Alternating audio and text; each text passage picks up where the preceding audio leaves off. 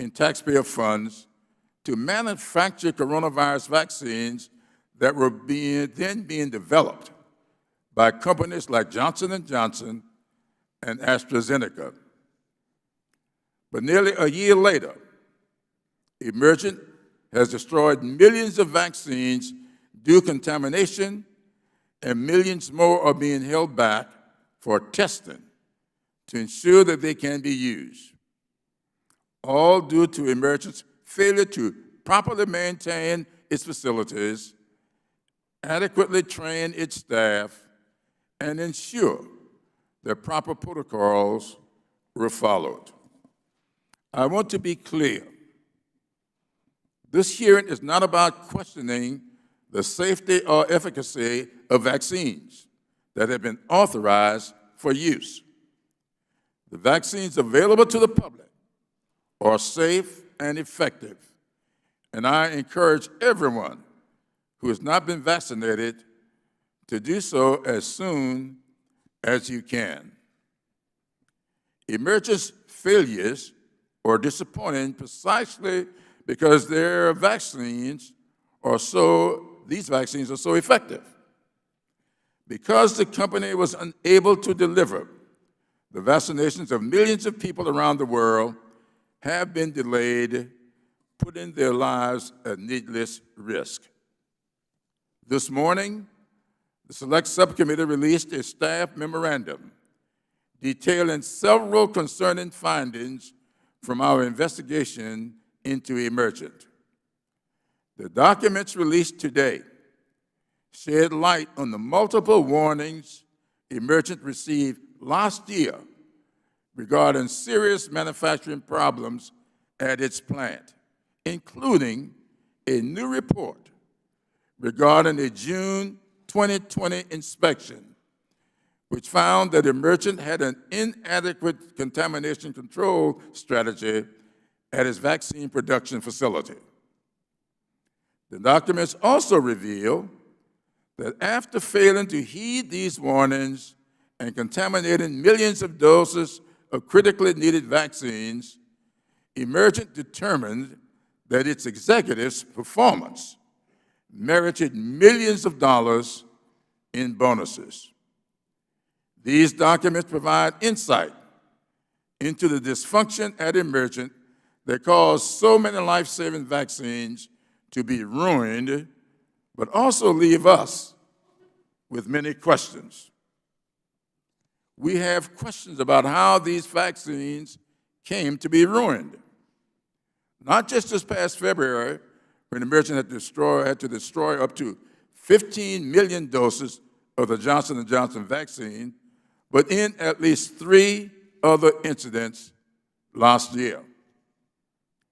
We have questions about why Emergent failed to take action to fix the manufacturing problems plaguing its plant, even after the company was warned that its poor practices led to a very real risk of contamination. We have questions about why the Trump administration invested so much in Emergent in May 2020, particularly when an FDA inspection conducted just a month earlier raised serious red flags. Former President Trump's own Assistant Secretary for Preparedness and Response has admitted that he knew that the decision to entrust hundreds of millions of dollars with Emergent was a risk, yet he did so anyway. Documents released today raise new questions about what exactly Emergent was being paid to do. We have questions about whether Emergent was favored for these lucrative federal contracts because of its closer relationship with the Trump administration appointee who was responsible for them. We have questions about how the company's actions for several years leading up to the pandemic squeezed budgets and deprived our country of critical supplies, inhibiting our ability to respond when the virus reached American shores. We have questions about the emergent executives, whether they earned the millions of dollars in bonuses they were awarded while all of this was happening. I look forward to hearing from today's witnesses so that the American people can start to get answers.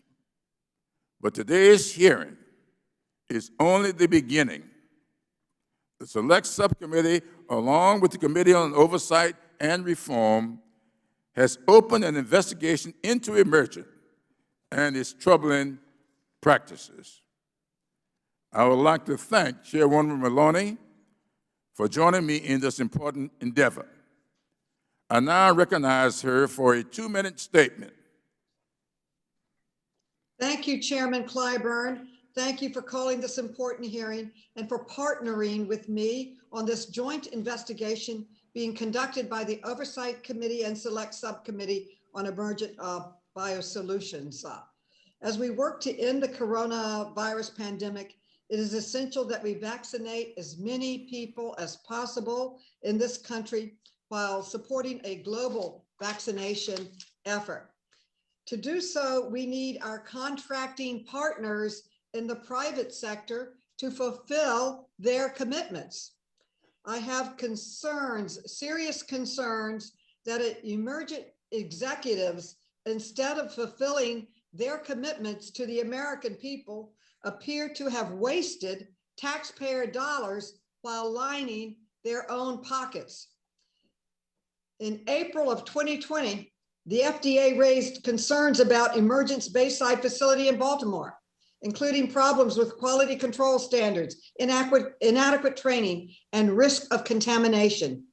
Just 1 month later, disregarding all the red flags, Emergent received a $628 million contract to produce coronavirus vaccines. That means Emergent made a commitment to the government and the American people that it could safely manufacture these vaccines despite the recent problems and concerns of the FDA.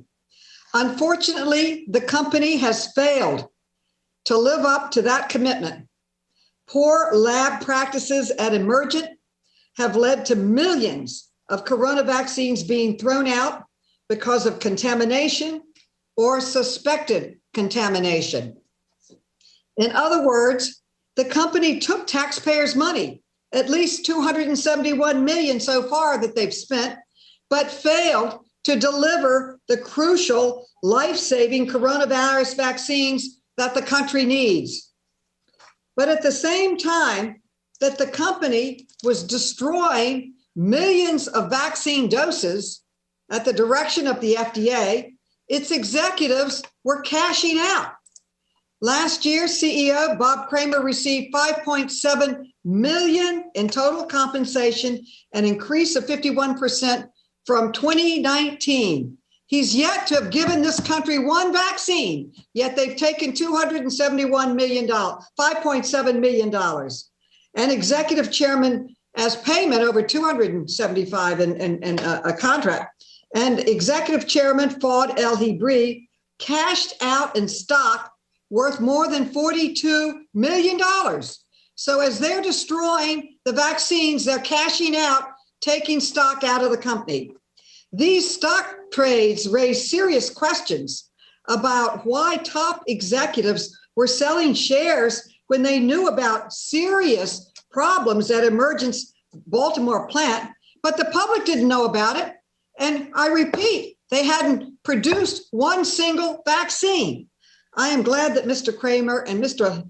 Hibri have agreed to appear today. Thank you very much. I would also like to point out that although some of the documents we requested have been produced, many, many more are outstanding. It is imperative that Mr. Kramer and Mr. El-Hibri commit to producing all responsive documents in a timely manner. I also expect, and I'm sure my colleagues join me in this request, that both witnesses commit to return to testify once again that document production is complete and our committees have completed our investigation. It's very difficult to conduct oversight when the documents we request have not been received. So again, respectfully, I request for the committee, for the government, for the taxpayers, that the documents we received are produced, at least produce the documents. I thank you very much for being here. I thank the chairman. I thank my colleagues. I yield back. Thank you. I now recognize the distinguished ranking member, Mr. Scalise, for his opening remarks, and to recognize an additional member of the minority for a 2-minute statement. Mr. Scalise. Thank you, Mr. Chairman, and I want to thank you for holding today's hearing. Each of us has felt the renewed freedom, and we enjoy seeing the smiles of our friends and neighbors again this past week as mask mandates have been dropped. Masks are flying off the faces of Americans faster than liberals in Washington spend $1 trillion. That is a great thing to see.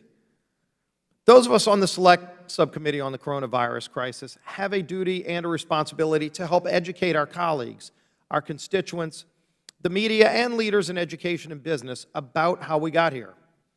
We have had a spirited debate about the effectiveness of lockdowns. Let's set that aside for today, and God willing, leave that debate in the rearview mirror, where history will ultimately pass their judgment.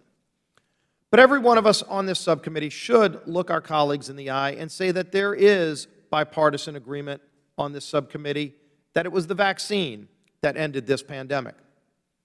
So how did we get to this point where America created the fastest vaccine in human history and produced, manufactured, and distributed enough vaccine to give a shot to every American who wants one?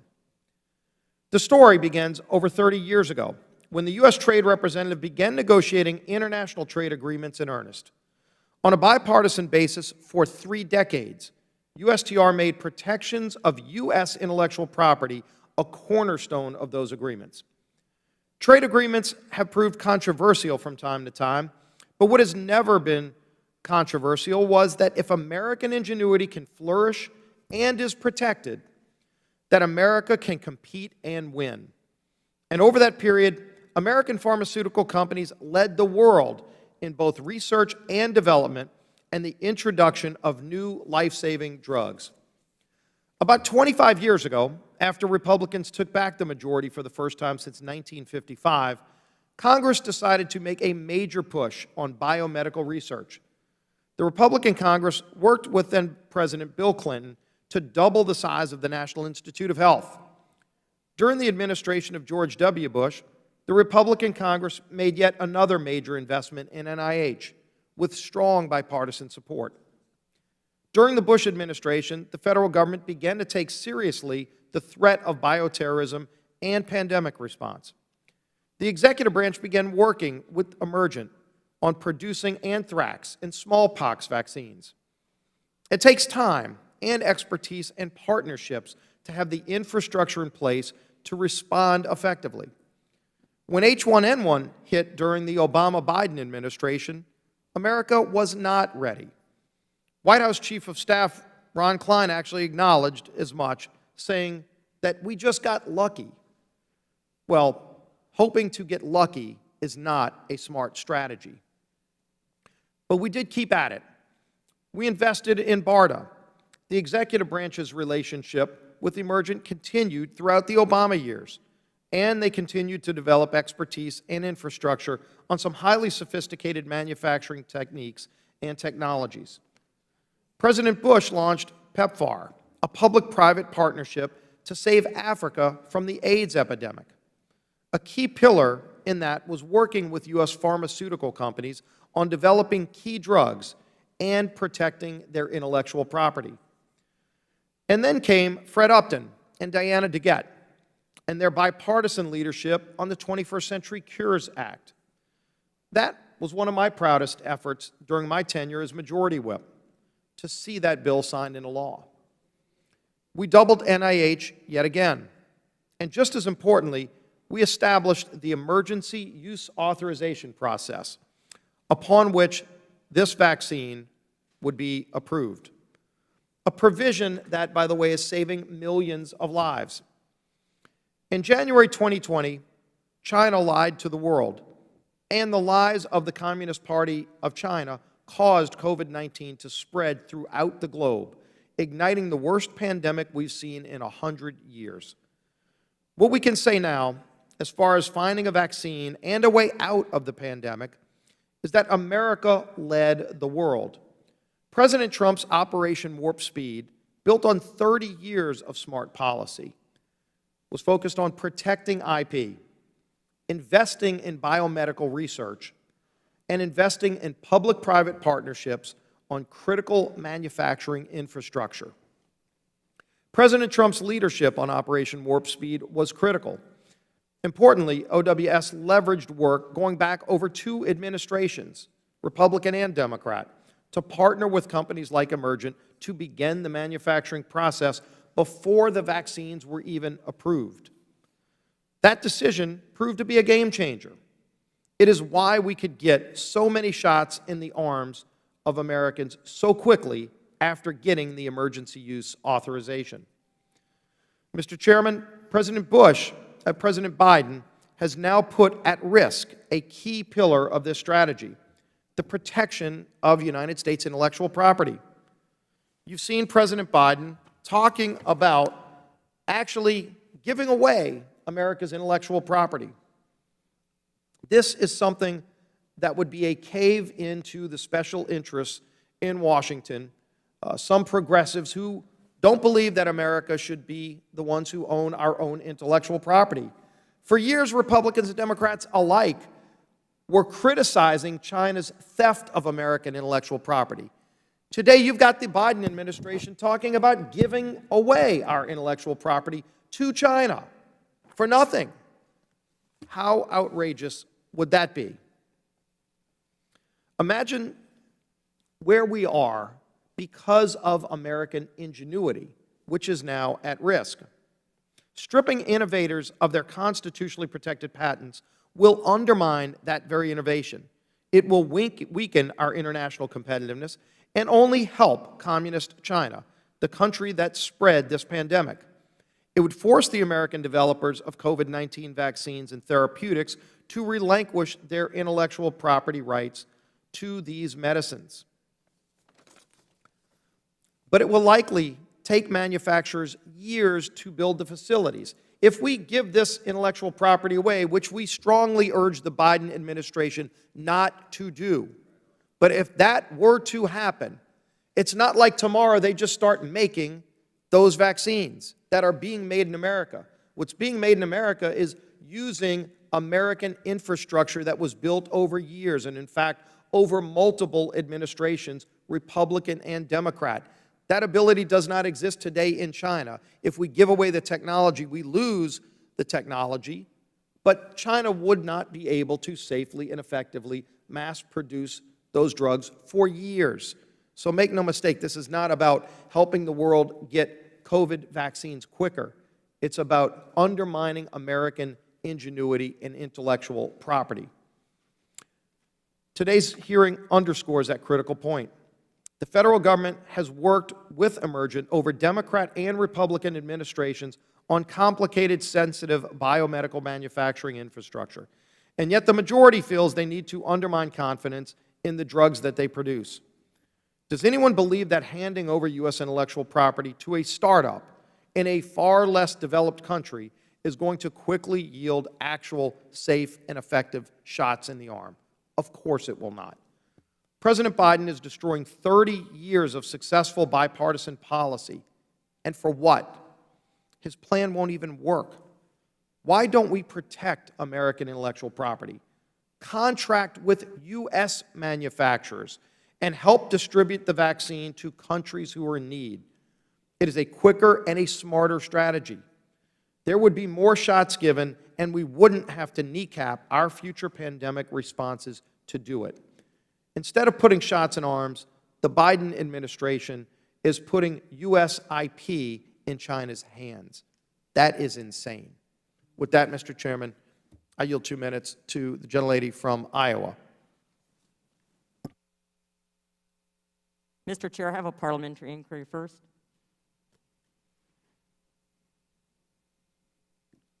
The gentlelady is recognized. Thank you. My parliamentary inquiry, Mr. Chairman, recent CDC guidelines state, quote, fully vaccinated people can resume activities without wearing a mask or physically distancing, end quote.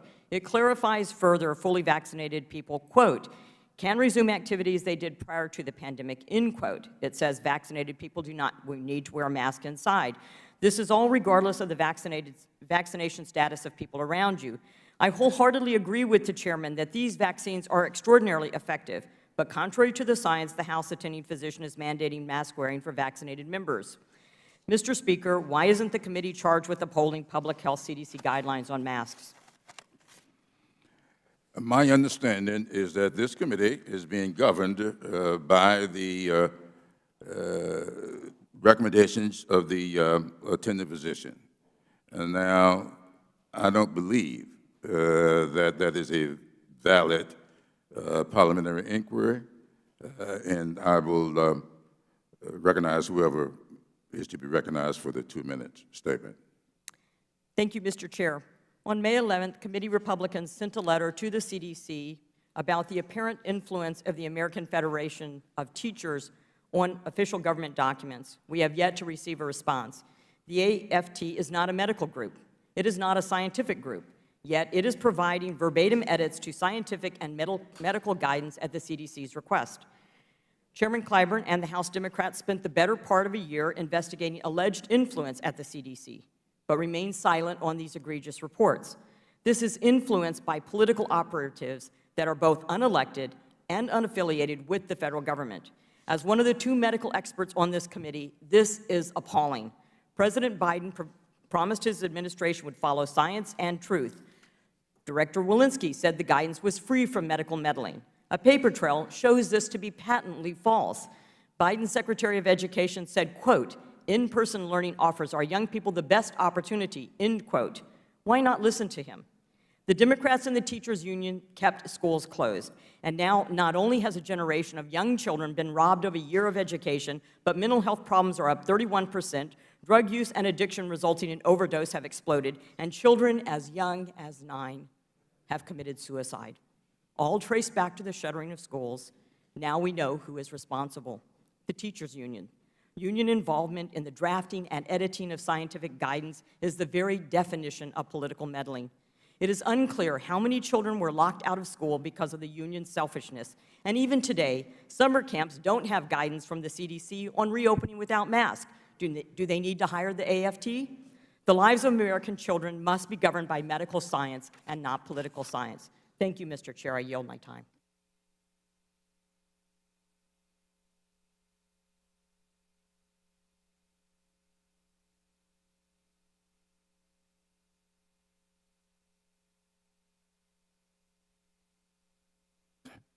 And Chief Executive Officer of Emergent BioSolutions.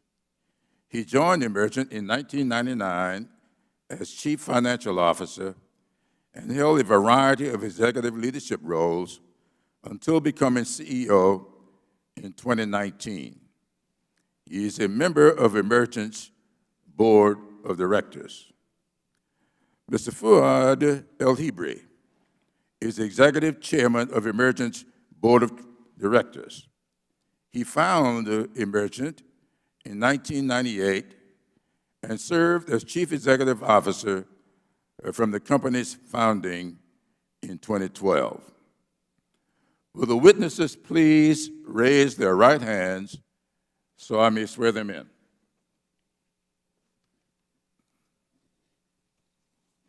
Do you affirm or swear that the testimony you're about to give is the truth, the whole truth, and nothing but the truth, so help you God? I do. Thank you. Let the records show that the witnesses answered in the affirmative. Without objection, your written statements will be made part of the record. Mr. Kramer, you are now recognized for 5 minutes for your opening statement.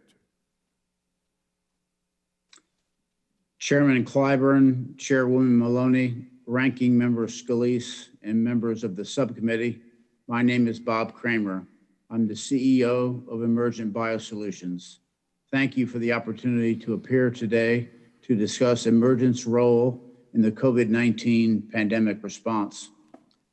We've worked around the clock at every level in our company since we were called upon to be a critical manufacturer of COVID-19 vaccine.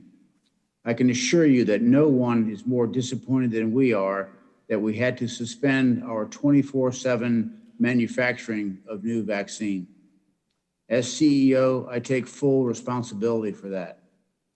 At Emergent, we focus on public health threats that pose an extraordinary danger to the nation, such as bioterror weapons. Currently, our portfolio is comprised of vaccines and therapies for anthrax, smallpox, typhoid fever, cholera, and botulism. We're also part of the fight against the opioid crisis with our Narcan nasal spray product. After the 2009 H1N1 pandemic, BARDA recognized that the United States lacked sufficient domestic capability to rapidly manufacture vaccines in quantities necessary to meet the demands of a pandemic emergency. This prompted BARDA to fund 3 centers for innovation in advanced development and manufacturing, or CIADM. In 2012, our Bayview operation was selected as one of those facilities. However, despite our own investment of more than $200 million, the expected pipeline of government task orders to utilize the facility persistently fell short of what was needed to reach full operating potential. As a result, by the end of 2019, Bayview had roughly 100 employees and was less than a year away from licensure. When the COVID-19 pandemic began, Emergent, the US government, and our other partners recognized that while Bayview was not yet fully staffed or operating at scale, the facility's unique attributes could be used to support the challenge of producing mass amounts of vaccine. In April of 2020, Emergent agreed to manufacture a drug substance for the J&J COVID-19 vaccine candidate at Bayview. In late May, the government issued a task order under the CIADM contract requiring us to reserve additional Bayview capacity, which we were later directed to release to AstraZeneca. Ramping up production of 2 novel vaccines on a very large scale in the same facility is unprecedented. But the government decided that given the critical need, Emergent should manufacture both drug substances simultaneously. And we moved with extraordinary speed to scale up the new technology. We began manufacturing of the AZ bulk drug substance in August of 2020 and did the same for J&J in November. However, in March of 2021, a single batch of J&J's COVID-19 vaccine candidate failed routine quality control testing. We immediately initiated an investigation which determined that the bioreactor material used for the J&J program was in the vicinity of material being disposed of from the AstraZeneca suite. Detailed testing was also conducted on other batches in process, and the presence of the AstraZeneca virus was not detected. We have implemented an array of corrective steps. Critically, we've removed the AstraZeneca vaccine candidate from Bayview, which is now dedicated only to the J&J vaccine. J&J has been on site with us throughout the pandemic, and they're now providing 24/7 oversight of all production areas, change controls, qualifications, and process items. I understand that we're here today to answer for the contamination incident, and I apologize for the failure of our controls, and I give you my personal assurance that I'll take every step that is needed to resume to production safely. At the same time, I do want to take this opportunity to let you know that many Emergent employees, from frontline workers to engineers and managers, have been working around the clock, putting much else in their lives on hold, sometimes at considerable personal sacrifice amid the pandemic, as they've sought to ensure that we all have access to COVID-19 vaccine. They've been the true heroes here, and I'm deeply appreciative of their dedication, their hard work, and their sacrifice. Thank you, and I look forward to your questions.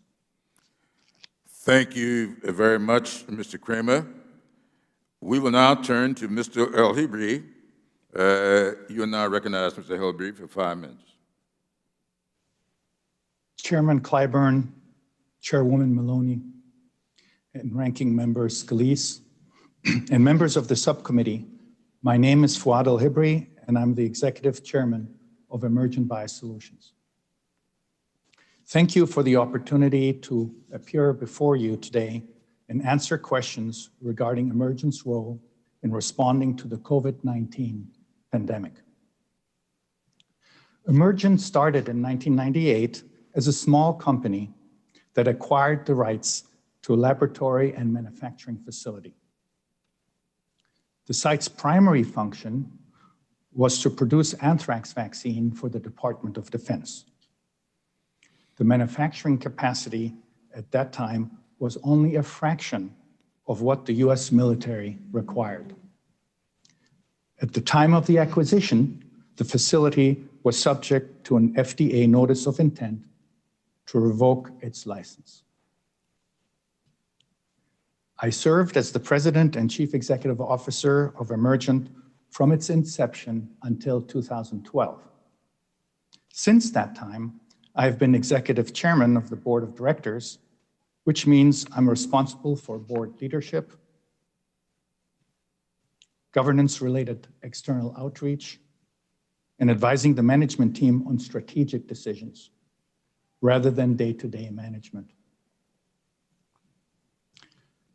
Emergent handles some of the most challenging biological materials in its manufacturing processes, including anthrax bacteria and live virus strains. Since its founding, we have strived to manufacture at the highest quality. The board takes that responsibility very seriously. On behalf of the board, I would like to assure the subcommittee and the American people that we understand the importance of responding to the COVID-19 pandemic. As you are aware, we recently had a cross-contamination event with one lot of vaccine drug substance at our Bayview facility in Baltimore, Maryland.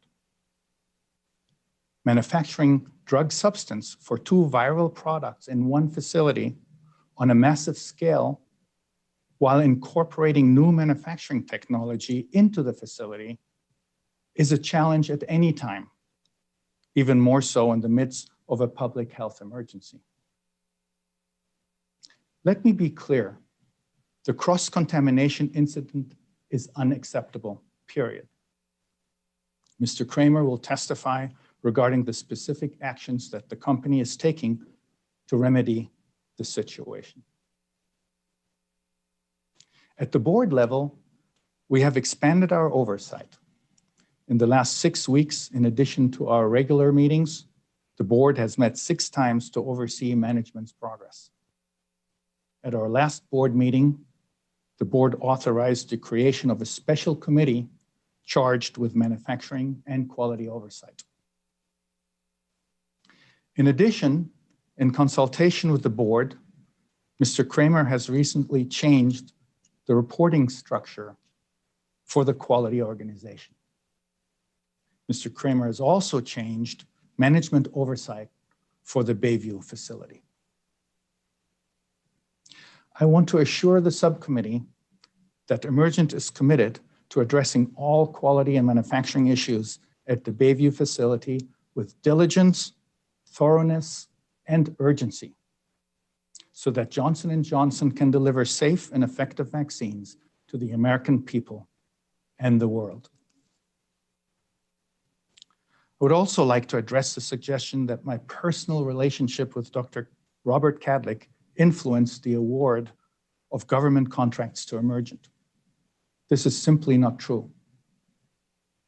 Dr. Kadlec has had a distinguished career in the US government, including the Air Force and senior positions in Congress and the executive branch, working on biodefense issues. During his time outside of government, he was a valued consultant to our company and others. Emergent's contracts with the US government have all been subject to standard government contracting procedures overseen by independent career government contracting officers.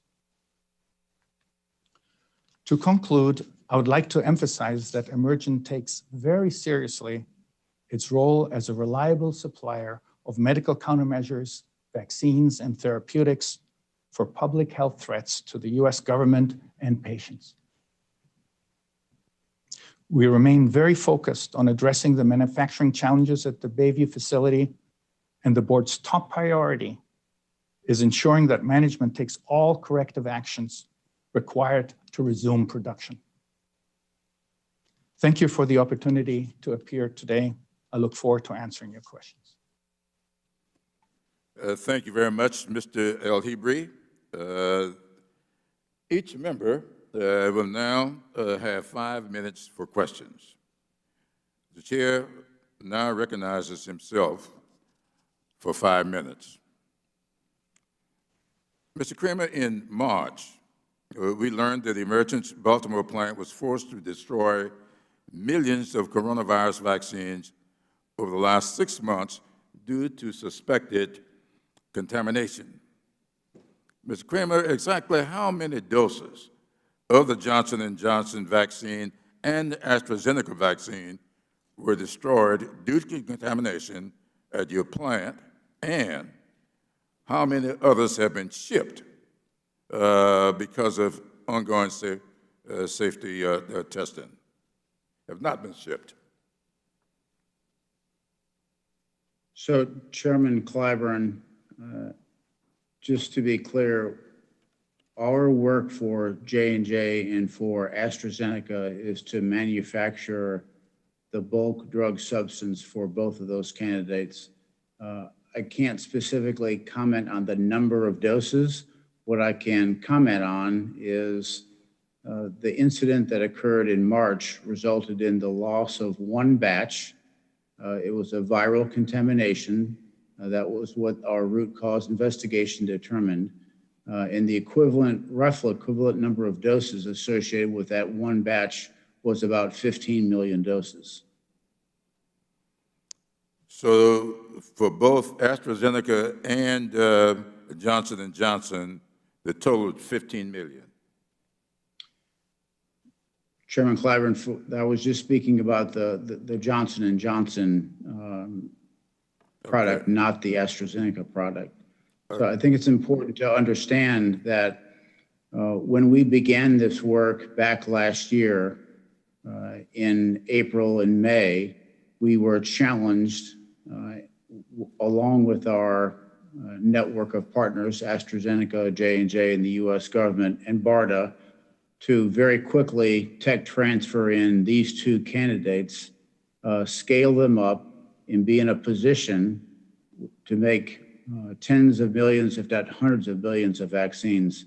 That process typically takes 1 to 2 years, and we were being asked to do that in a period of months. The early stages of the manufacturing, particularly of the AstraZeneca product, resulted in a number of lost batches because the startup was occurring so very quickly, and we were really working at unprecedented pace. Later in 2020, once the cadence and the process was established and locked down and validated, we were operating in areas with a much greater success rate. I can't give you an exact number of doses that were lost of the AstraZeneca product. I can simply comment that we did lose a number of production runs early in the scaling up of the manufacturing process because of the pace that we were responding to, along with BARDA, along with AstraZeneca, to be able to be in a position to respond to the pandemic very, very quickly. Well, do you think you might be able to get that number to us at a later date? Yes, Mr. Chairman, I would be glad to do that. Well, thank you very much. Now, I want you to understand we're not second-guessing anything here. This committee is really trying to find some accountability for what we consider to be some egregious failures. So let me ask this. How many doses of each of these have been shipped abroad? And of those, how many are currently being held by foreign authorities for testing to confirm whether or not they are safe to use? So Chairman Clyburn, we manufacture the drug substance for both AstraZeneca and J&J. And after our production is complete, we ship that product to AstraZeneca and to J&J. They in turn or through other contractors of theirs, do the actual final fill and finish and labeling and packaging and placing of the vaccine in the final vials that you're used to seeing when you are immunized. So I can't tell you exactly the number of doses that are in their possession because we ship them drug substance in large volumes. They in turn put it in the final container and they determine where that product is shipped. I can only describe to you the number of drug substance batches that we've manufactured and supplied to both AstraZeneca and J&J. So you can get that number to me also? Yes, sir. Thank you. I'll now yield to the rank member for 5 minutes. Thank you, Mr. Chairman. Mr. Kramer, first I want to ask about Operation Warp Speed. What is your view on how that worked? Did that work the way it was intended to open the door so that we could get multiple vaccinations moved through the FDA process quickly in record time in a safe and effective manner? So, Ranking Member Scalise, I think Operation Warp Speed had a lot of very positive attributes and principles, one of which clearly is this notion of strong public-private partnerships. And secondly, the idea that in order to quickly develop and scale and make available hundreds of millions of vaccine doses, it was really important to do in parallel things like clinical development and manufacturing development. Typically, you wouldn't do those two activities at the same time, but in order to ensure that if and when any of those vaccine candidates would be showing clinical benefit, then we'd have a current amount of inventory to be made available. I think it's important to note that a year ago, this time, we were facing the pandemic without any vaccine available to protect the public. And our government and industry partners got together and formed an incredibly powerful network of public-private partnerships in order to rapidly advance the development and the scale-up of multiple vaccine candidates, not knowing which, if any of those, would be shown to have clinical benefit yet available today. I think it's quite remarkable that a year later, we have 3 vaccines that are emergency use authorization approved by the FDA, with hundreds of millions of Americans being protected from those vaccines. Well, thank you. And clearly, President Trump deserves credit for getting government red tape out of the way and just focusing on letting these great drug companies do the work that they do and coming up with cures for, I mean, here you had a virus that was not even known to the world. Less than a year later, we've got multiple vaccines that had moved their way through the FDA process, and clearly the FDA process is involved in how your facility runs. How many facilities like yours are there in the United States, Mr. Kramer? So, Ranking Member Scalise, in 2012, BARDA established 3 different CIADM facilities, ours being one of them. There's also one associated with Texas A&M University and one in North Carolina. To my knowledge, when BARDA made the decision to kind of tap us on the shoulder and access our facility to support these 2 vaccine candidates, the other two may not have been ready to do the work that we were asked to do. So this happened under the Obama-Biden administration that y'all started getting into this line of business? That's correct. So the FDA process that we're talking about on the cross-contamination, was it y'all who identified this? Was it the FDA? Were all the FDA processes followed, or has that been resolved? So the contamination event was identified through our quality control procedures and checks and balances when we were informed and made aware that the contamination occurred. As we always do, we opened up an investigation to determine the root cause of that contamination event. That information was shared with the FDA as soon as the investigation report was completed in early April. So you followed those FDA processes. Did any of the contaminated doses get out of your facility? Were any put in the arms of people, or was this an internal discovery that stayed internal? Importantly, Ranking Member Scalise, our internal quality control procedures identified the out of specification and the contamination. None of that material left our control. The production lot was quarantined, set aside, and never left our facility. And I know we're going to have a second round of questions. I do want to get into this, though. I understand there are some batches that were made that were not contaminated, but that the FDA has not released yet. Is that the case? And if so, how many doses would that amount to that right now are not available to be distributed to Americans and maybe other people around the world that the FDA hasn't released?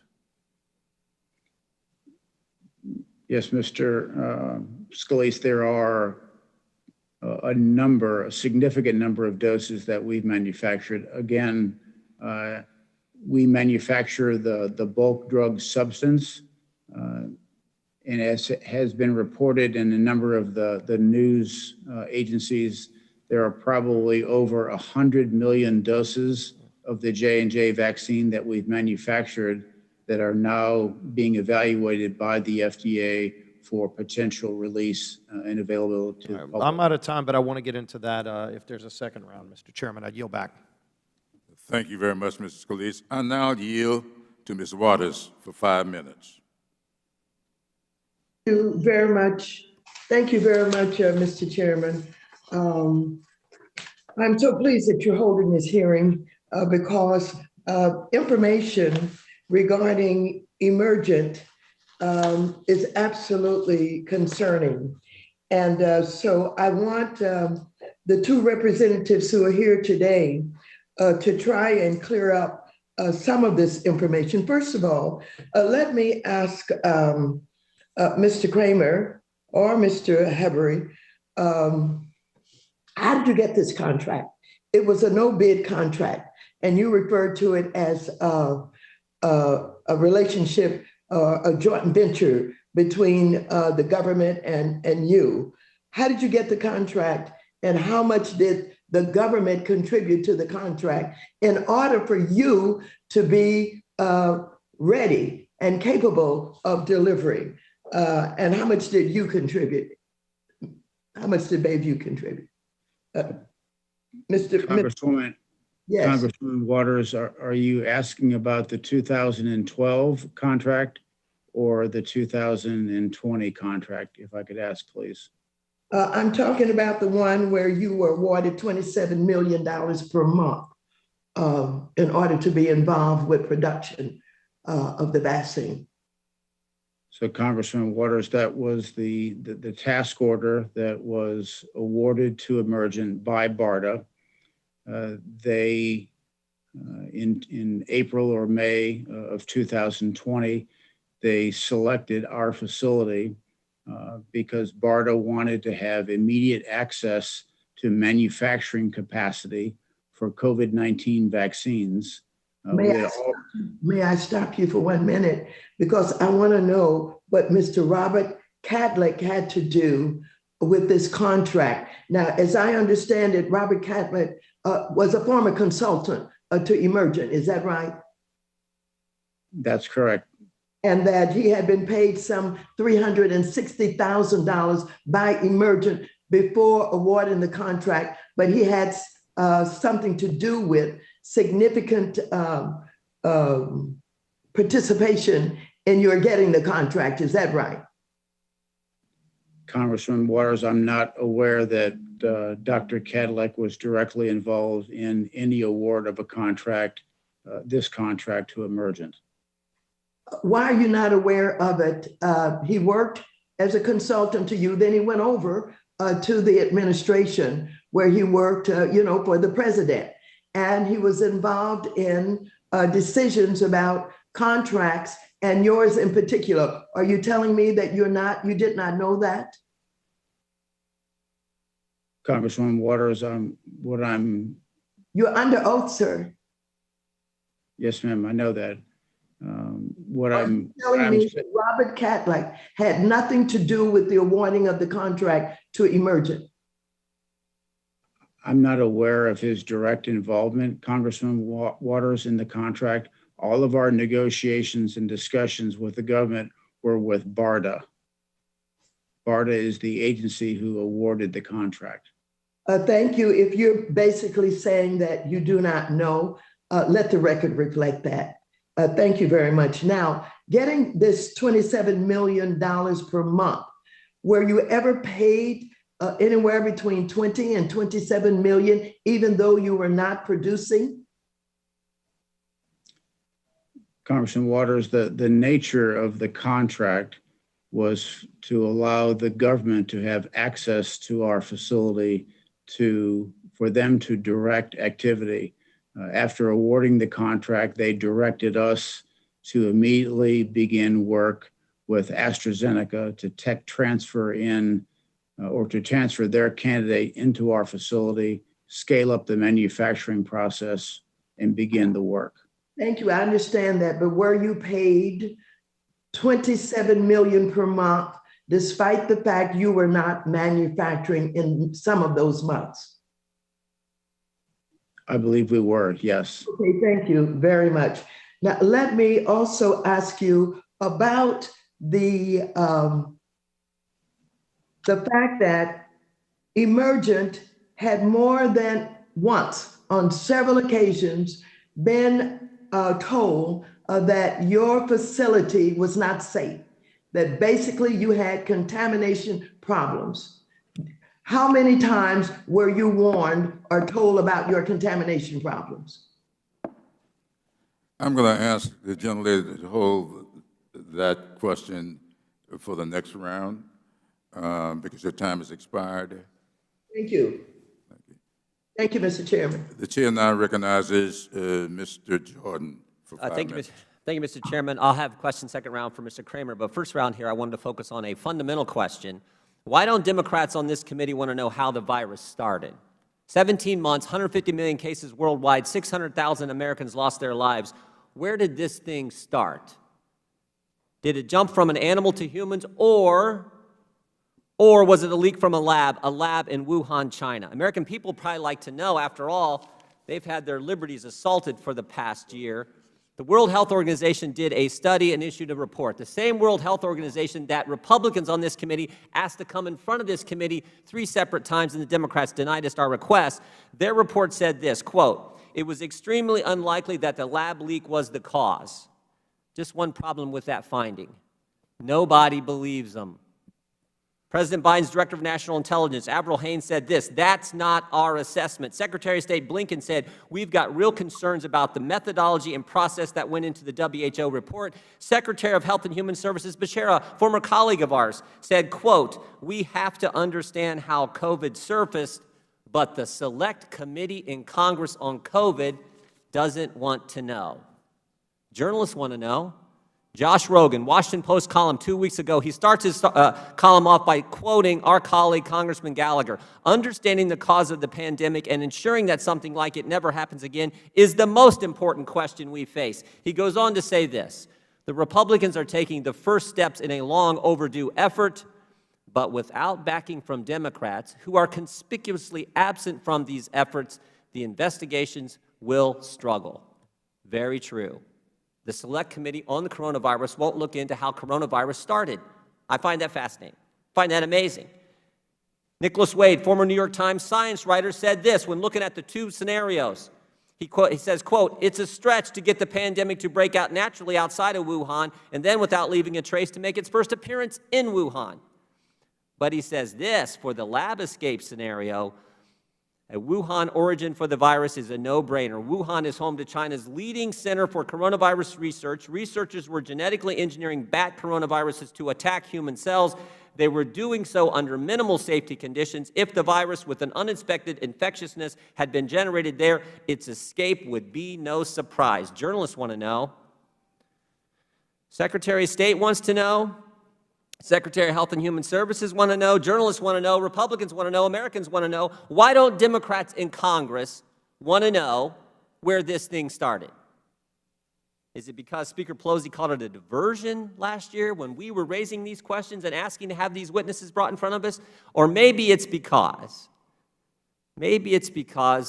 Dr. Fauci, the all-knowing Dr. Fauci, who Mr. Rogan in his piece said has, quote, repeatedly thrown cold water on the lab leak theory, maybe Dr. Fauci would have to answer some tough questions if we actually dug into how this thing started. Remember, Dr. Fauci gave EcoHealth $3 million. EcoHealth then gave $600,000 to the Wuhan lab. Did Dr. Fauci know about this arrangement when he okayed the grant? Did Dr. Fauci know the Wuhan lab did not operate with the highest level of safety standards as reported by our own State Department personnel in China? How about the process? There's a review board at HHS for any grants that do, quote, gain-of-function research. Now, 2 weeks ago, Dr. Fauci told Senator Paul that the grant to Wuhan lab was not, quote, gain-of-function research. But several respected doctors disagree, say it was. How does this review board process work?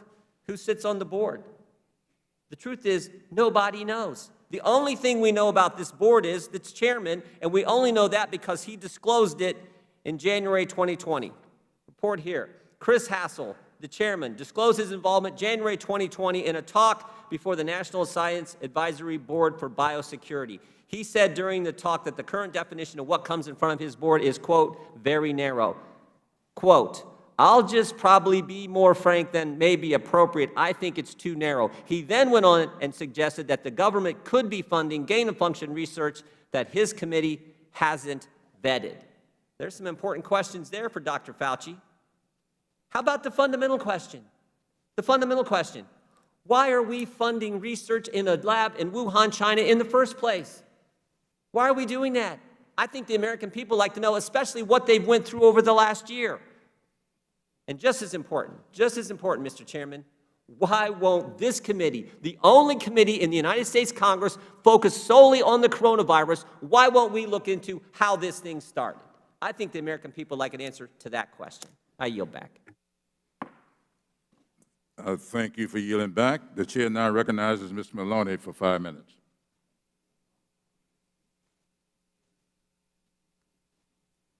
Thank you, Mr. Chairman, and I thank our witnesses too. I would like them to thank them for appearing today and for producing some of the documents that we requested. But I want to note that there are many outstanding documents, even though they were due 2 weeks ago. And so I would first like to ask Mr. Kramer, you've received $628 million in a contract. Will you commit to testifying again after we receive these documents and complete our investigation? Will you give us that courtesy, yes or no?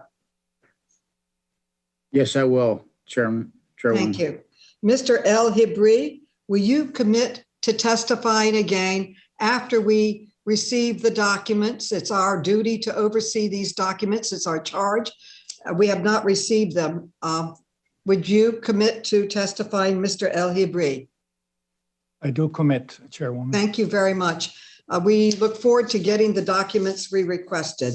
I just want to go back to the questions that about the inspections. Were you aware in June 2020 of these inspection findings from Johnson & Johnson that there was contamination and there was no plan for disinfectant of the deficiencies that they saw? Were you aware in June 2020 of these inspection findings, Mr. Kramer? I was aware of the report, Chairwoman Maloney. Okay, thank you. And so you oversee the business operations. In the months after that inspection, what actions did you take to correct them?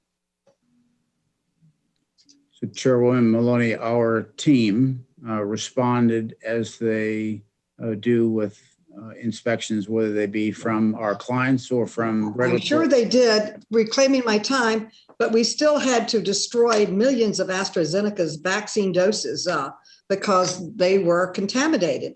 And just last week on November 3rd, you entered into an aggressive stock trading plan to sell over 10 million of Emergent stock in January and February of 2021. So essentially, right after your company was in the process of destroying or had destroyed millions of vaccines that we could have used to save lives, but before this was made public to the people of this country, you entered into a plan to dump over 10 million of your own company's stock, which you knew were going to go down once the problem came to light. So that makes me think you were more interested in enriching yourself than serving the public.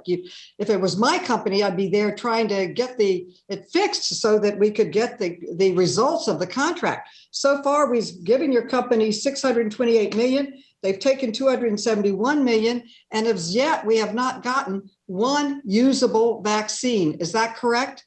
We haven't been able to jab one vaccine to save one American life. Is that correct? Chairwoman Maloney, there are a number. Yes or no? Yes or no? Have we gotten any vaccines out of your company that we could use? Chairwoman Maloney, those, we have tens of millions of doses. Excuse me, yes or no? Have we been able to use a vaccine? Have we been able to save someone's life out of $628 million committed dollars, of which 271 have been spent? Have we been able to get one vaccine? Yes or no?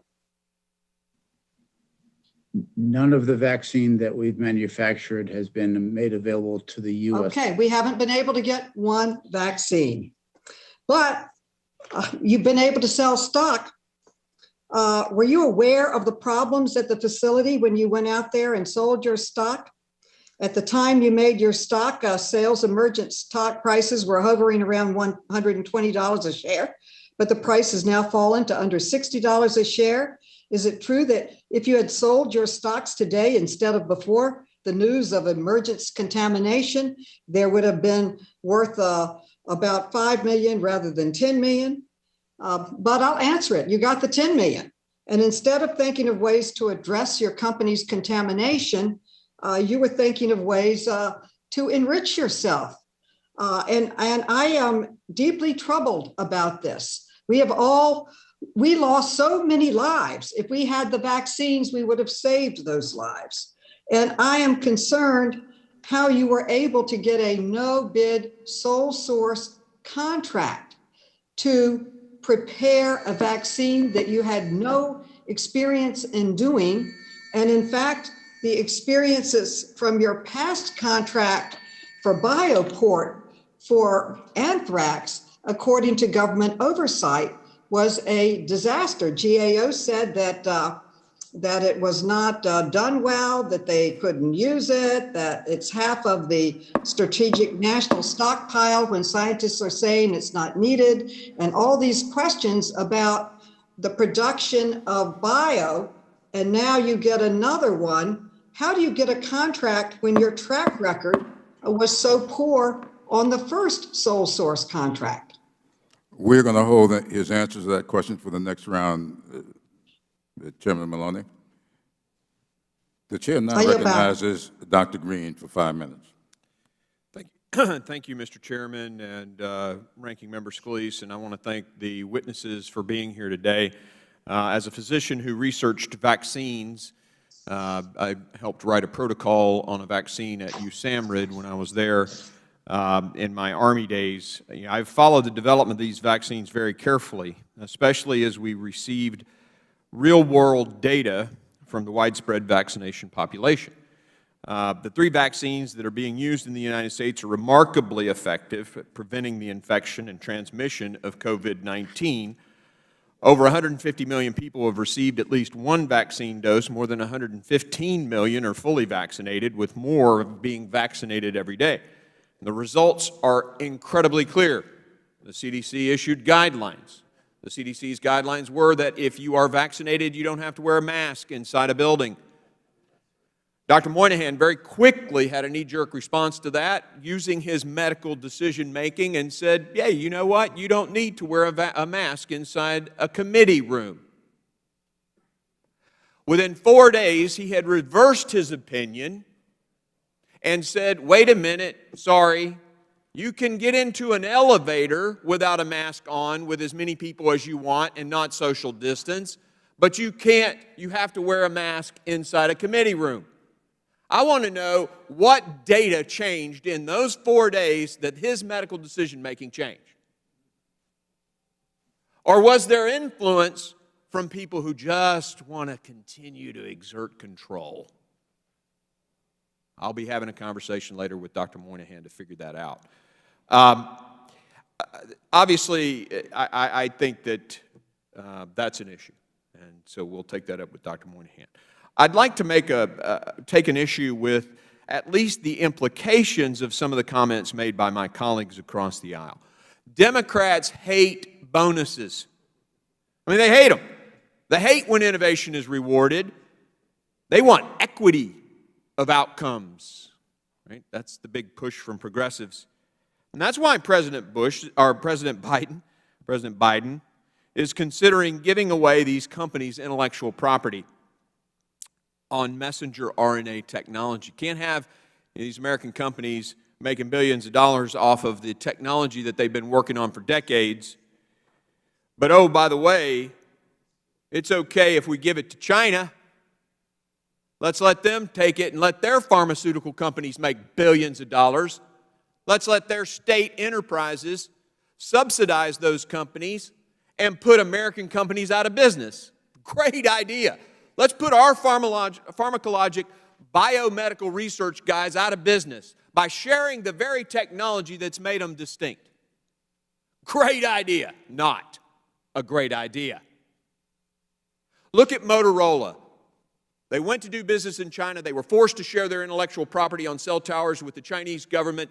They gave that technology to Huawei. That company was worth about $11 billion in 1992. In 2011, I think, 2009, they were scrapped for $900 million because Huawei stole the technology and with funding from the Chinese government, put that American company out of business. 50,000 Americans lost their jobs. You want that happening in our biotech industry?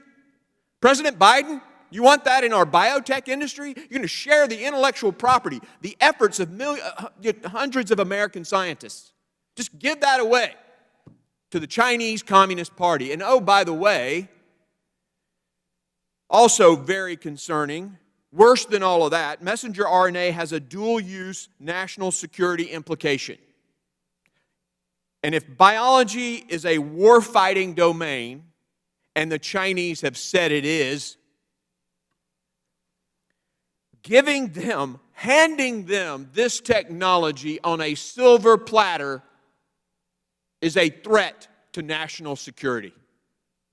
And yet, here we are thinking about sharing the intellectual property of these companies, interestingly enough, who have gotten assistance from the American taxpayer.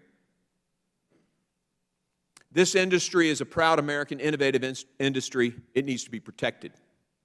Yes, we need better vaccine distribution globally to help people who are hurting. I'm the ranking member of Western Hemisphere on Foreign Affairs, and we need, China is out there giving away its ineffective vaccine, trying to steal relationships, compelling Paraguay to deny its relationships with Taiwan so that they can get the vaccine. China trading the lives of people for, disrespect to Taiwan, their political endeavor. And here we are talking about sharing our intellectual property on messenger RNA technology with China. Ludicrous. I yield. I thank the gentleman for yielding back. The chair now recognizes Ms. Velasquez for 5 minutes. Thank you, Mr. Chairman. Mr. Hilbury, in 2017, former President Trump nominated Dr.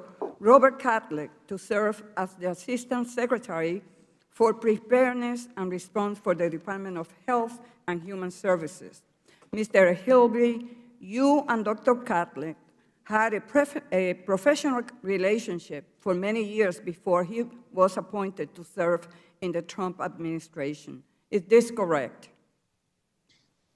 That is correct. What kind of relationship was this? Did you work together? Yes, we did work together. We worked together in Okay, 2012. no. It's a yes or no answer. The Select Committee has received documents showing that Emergent paid Dr. Cadleck's consulting firm an annual retainer of $120,000 between 2012 and 2015.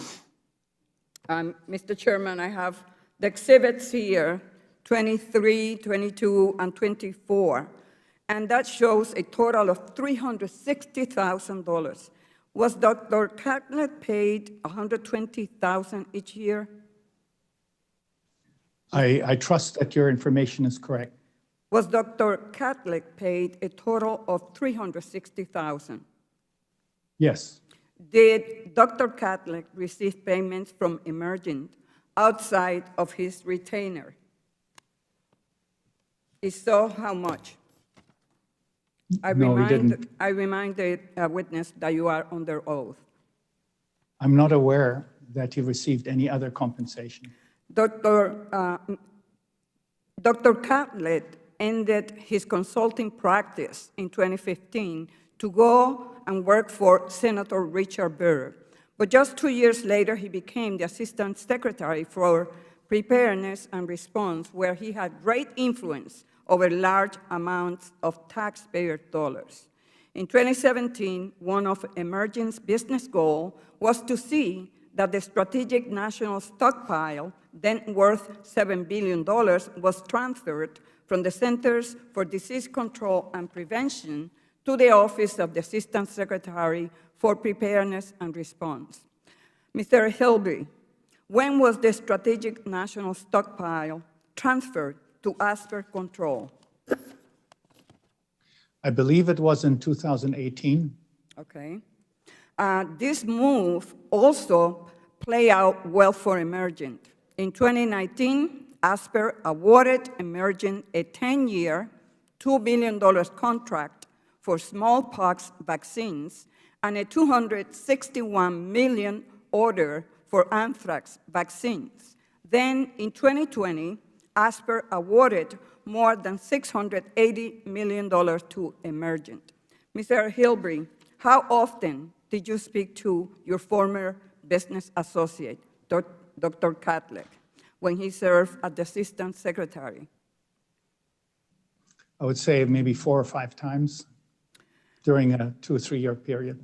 And how often do you speak to him when Emergent received contracts for vaccines in 2019 and 2020? When there's an outstanding RFP. Did you speak often? Well, during an open RFP period, I do not speak with them. How about you, Mr. Kramer?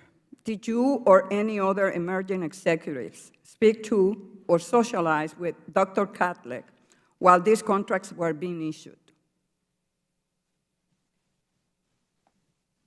Congresswoman, I did not have any conversations with Dr. Cadleck about this. It is striking that Emergent profited so much after their former consultant received an influential appointment. With that, I yield back, Mr. Chairman. I thank the gentlelady for yielding back. The chair now recognizes for 5 minutes Mr. Maliotakis.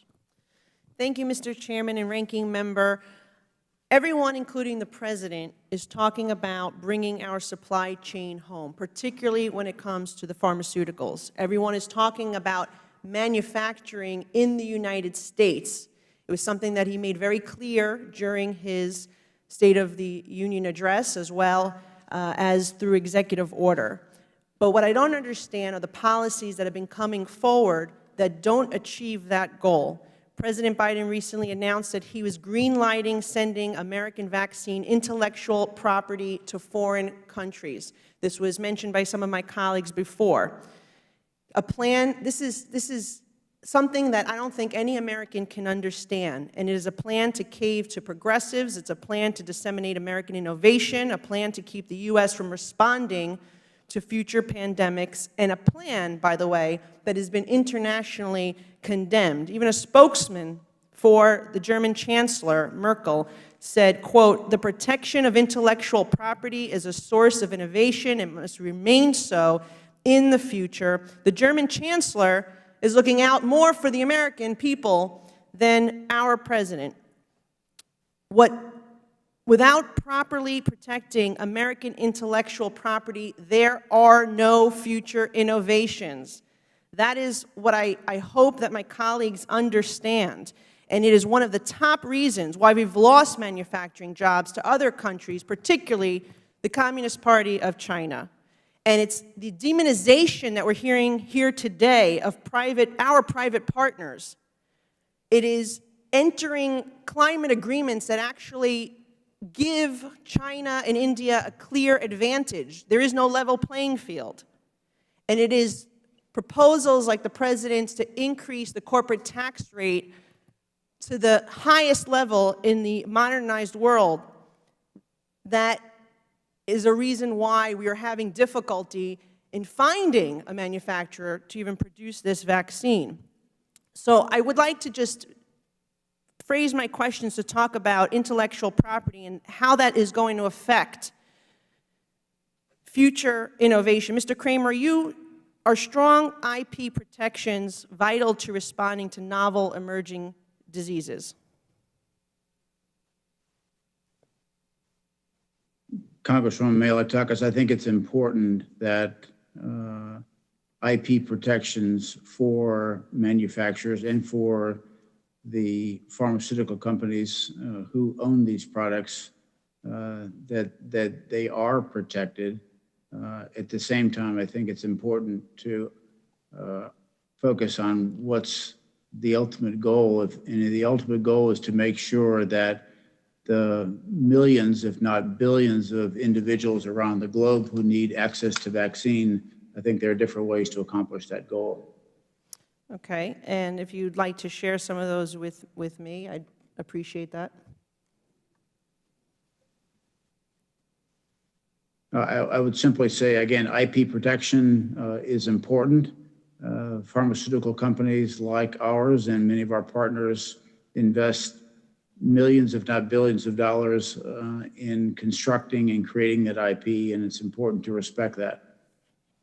Thank you. It is my understanding that the Trump administration tried different angles to get this vaccine produced. They had difficulties finding manufacturers within the United States who would be willing to take the risk. Can you talk a little bit about the type of risks that companies like yours who make drugs that respond to biothreats take on? Yes, thank you.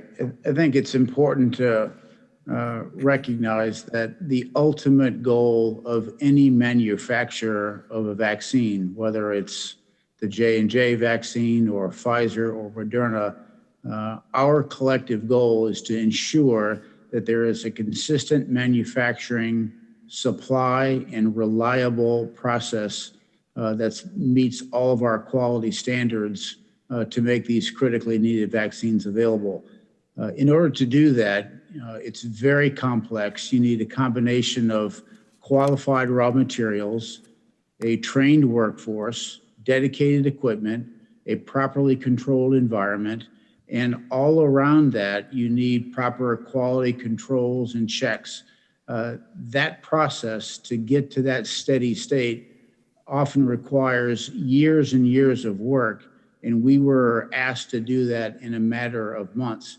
And I say that not to be a prelude to making any excuses for what the work that we've done, but rather that when the FDA concludes that companies like ours have adequately met all those standards and they put their approval on FDA-released material, that should give the public comfort and confidence that those products are safe and effective.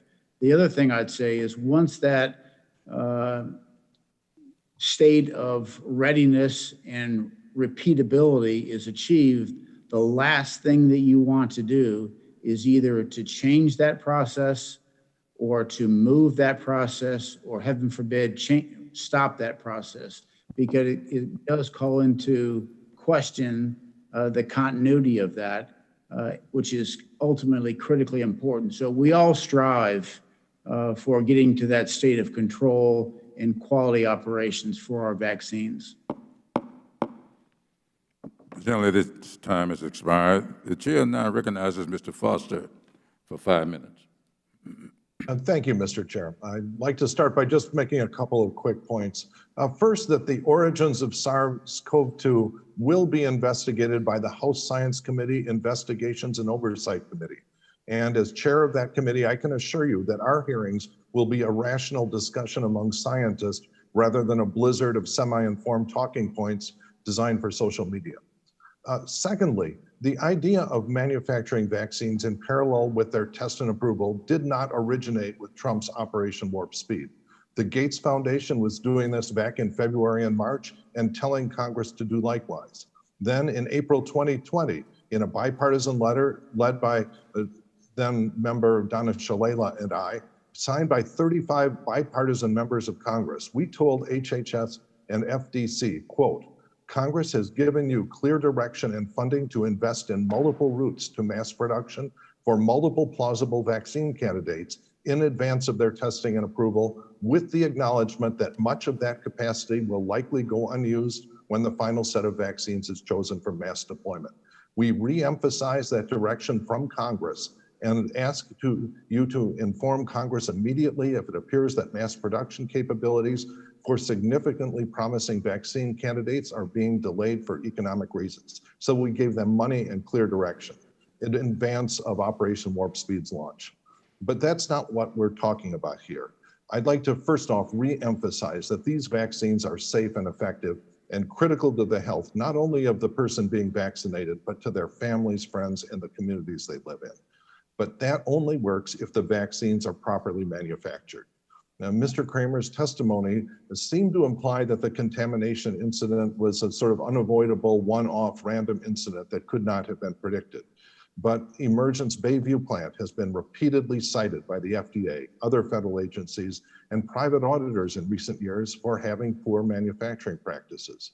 Mr. Kramer, on a recent call with investors, you admitted that, quote, cross-contamination is a well-known risk when producing drug substance from multiple viral products in a single plant. So, Mr. Kramer, is it fair to say that you were aware of this risk before your company proceeded to ruin millions of coronavirus vaccines through cross-contamination? So, Congressman Foster, it is a well-known risk that if the precautions are not taken, there is a likelihood of a cross-contamination. We took that risk seriously. We took all appropriate precautions to prevent that from happening. And unfortunately, one incident did result in a cross-contamination. We take that very seriously. We've put in place a number of corrective actions since that incident occurred, including strengthening our training, strengthening our cleaning, strengthening and removing, quite frankly, the AstraZeneca virus and vaccine from our facility to eliminate that risk from happening again. Okay, I'm also a little bit confused about the statement that you just made under oath, that it was your internal QA checks that first caught the contamination. So where exactly was the laboratory which first detected the contaminated batch? Congressman Foster, I think I recognize that our quality control systems Could you answer the question, where was the laboratory that caught the contamination? Was it your internal QA laboratory process, or was it that of your customer? The particular assay and the location of the work that detected the contamination was the J&J facility in Leiden. We had asked them in the Netherlands. So why did you refer to that as your internal QA checks that detected the contamination?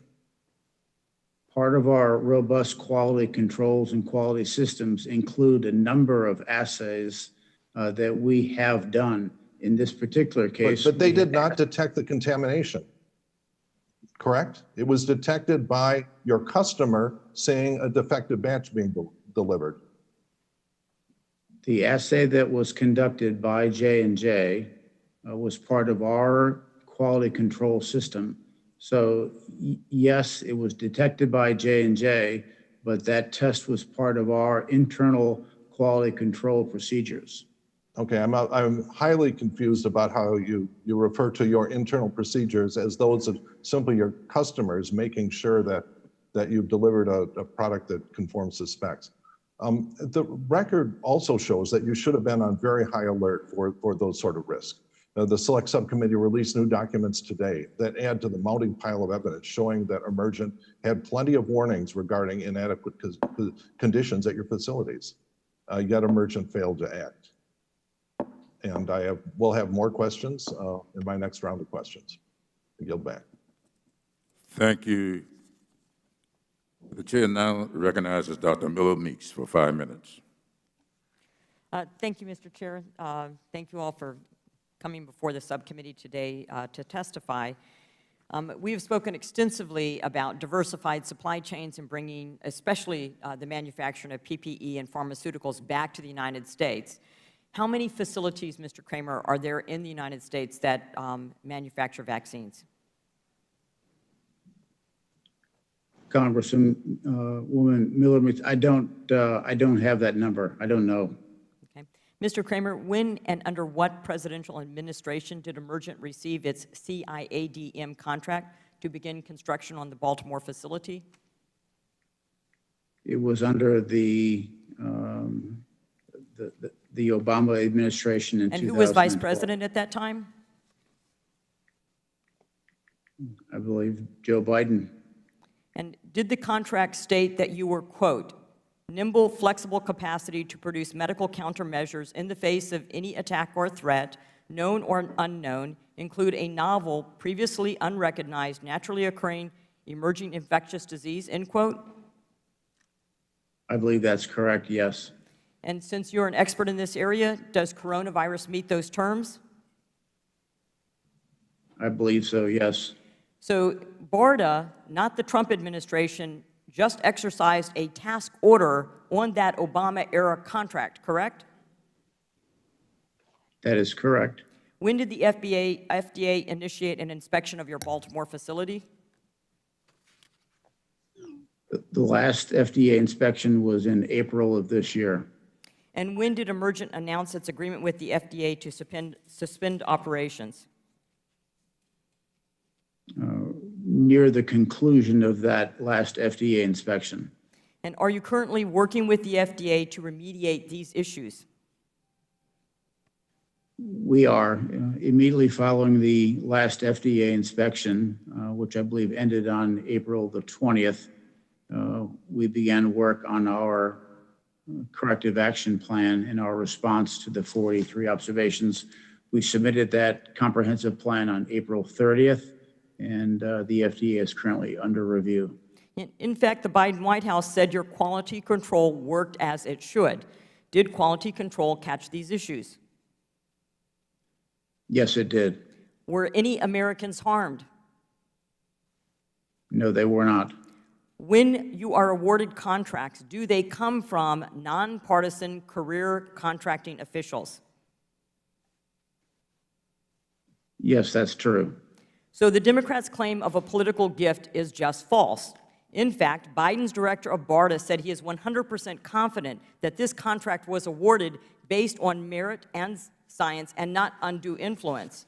Recently, Dr. Roger Ebert of Rutgers identified a research article by the Wuhan Institute of Virology scientists, discovery of a rich gene pool of bat SARS-related coronavirus provides new insights into the origin of SARS coronavirus. And it qualifies as a gain of function and was clearly a product of NIH funding.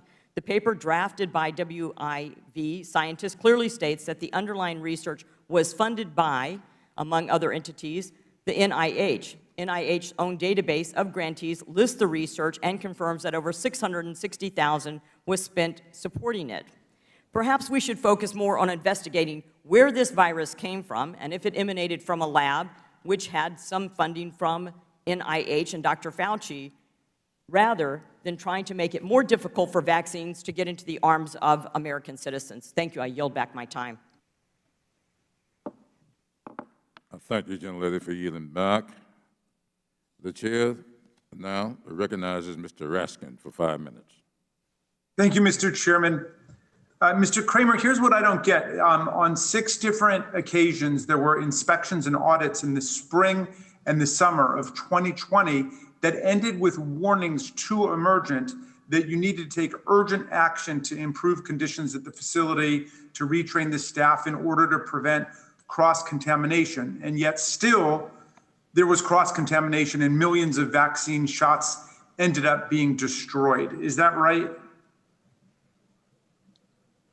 Congressman Raskin, we were aware with a number of audits, and we treat all of that audit information seriously.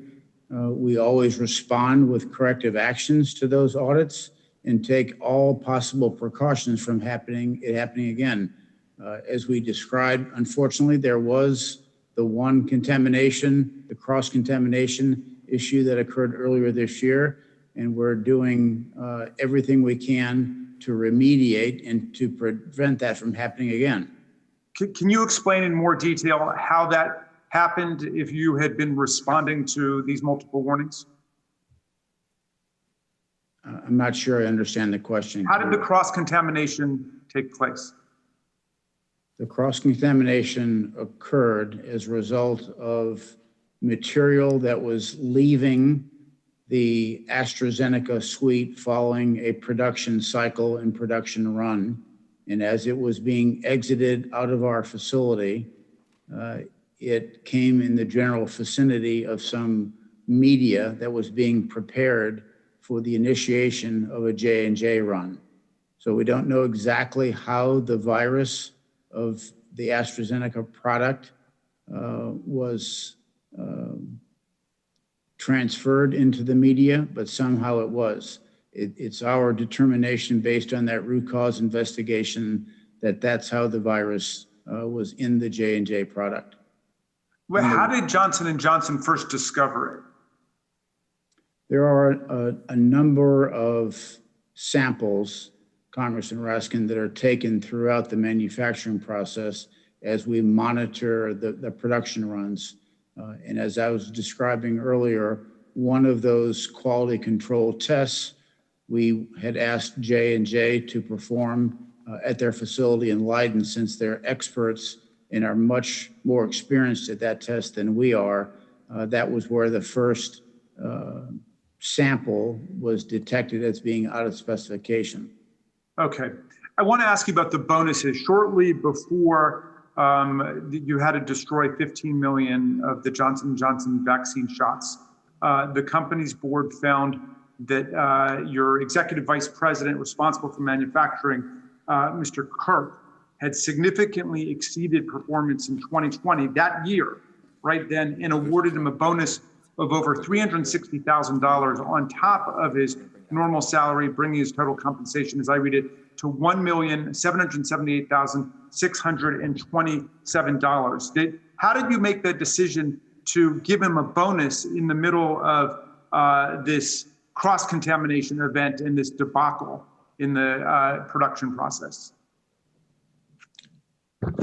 So, Congressman, throughout 2020, Mr. Kirk played an integral role in interfacing with our corporate clients, as well as with BARDA and HHS, Operation Warp Speed. Sean Kirk was working literally around the clock, 24 hours a day for months on end in order to supervise and direct all of the work that was being done.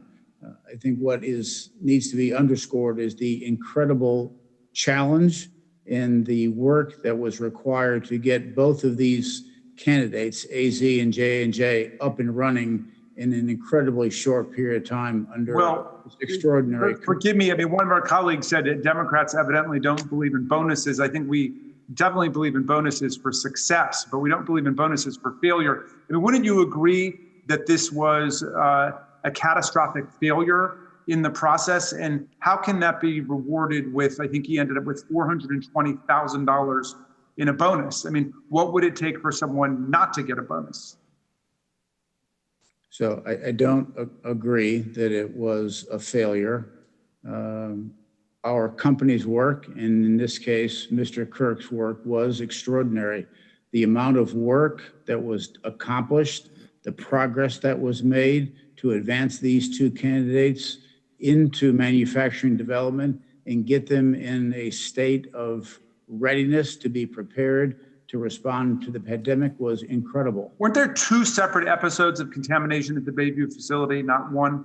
It didn't result in the destruction of, I think it was 10 million vaccines? AstraZeneca. I think it's important to note that there was a cross-contamination, which I described with the J&J product. There were a number of contaminations while we were starting up the AstraZeneca manufacturing process, which you would normally find.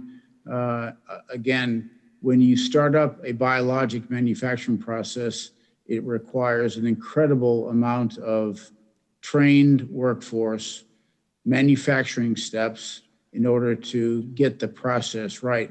I think what's not been reported accurately is the fact that the package of IP that we received from AstraZeneca, under normal circumstances, that would be well-defined. You would bring that into your manufacturing facility and be able to quickly replicate that. That was not the case with the AstraZeneca product. And in fact, we ended up making 80 different process changes alone in the first 60 to 90 days of trying to stand that manufacturing process up. So it was very difficult, very complicated, and it did result in the number of lost production runs. Thank you very much. Thank you, Mr. Chairman. The time has expired. The chair now recognizes Mr. Krishnamurthy. Thank you, Mr. Chairman. Mr. Kramer, in May of 2020, Emergent was contracted to receive $628 million to reserve and prepare its Bayview facility to produce vaccine, correct? That is correct. And under the terms of that contract, Emergent was required to maintain its facility, quote, in a state of readiness to perform current good manufacturing practices. You don't dispute that, right? That is correct. And a month after the contract was awarded, Janssen Pharmaceuticals performed an audit that found, quote, unquote, mold issues at the Bayview facility. FDA, in April of 2021, found that the building used for manufacturing vaccine, quote, is not maintained in a clean and sanitary condition. You don't dispute that, correct? I believe that's correct, and yes. FDA found paint peeling on the floors and walls. You don't dispute that either, right? I believe that's correct, yes. And you don't deny that the FDA found brown residue and black residue on plant walls, correct? I'm not aware of that particular finding. Yeah, it's on page 3. I got to tell you, Mr. Kramer, my teenage son's room gives your facility a run for its money in terms of its cleanliness. And, you know, on page 8 of this FDA report, which I have right here, it says Emergent, quote, has failed to adequately train personnel involved in manufacturing operations, quality control sampling, and engineering operations to prevent cross-contamination of bulk drug substances. You don't deny that FDA found that, right? That is correct. So it's no surprise that late last year, Emergent had to toss out 5 batches of AstraZeneca vaccine, amounting to roughly 10 to 15 million doses of vaccine. And then yet again, as you testified this morning, you had to throw out, discard, destroy bulk drug substance amounting to 15 million doses of J&J vaccine. Now, let me point you to the scorecard for what you folks actually achieved. In 2020, you received a contract for about $648 million. That's 2 or 3 contracts. You personally were paid $5.6 million in 2020, and the number of usable doses delivered to the American people was a grand total of, you guessed it, 0. 0, a spectacular failure. And yet, in a February 2021 meeting of the Compensation Committee of Emergent's Board of Directors, I'll show you what was presented to them. They said, you, quote unquote, significantly exceeded expectations for 2020.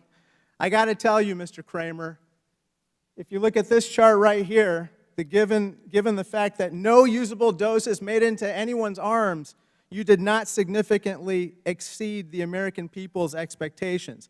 Interestingly, that same presentation recommends that you get a bump from $5.6 million in 2020 to $7.8 million in 2021. That's this year.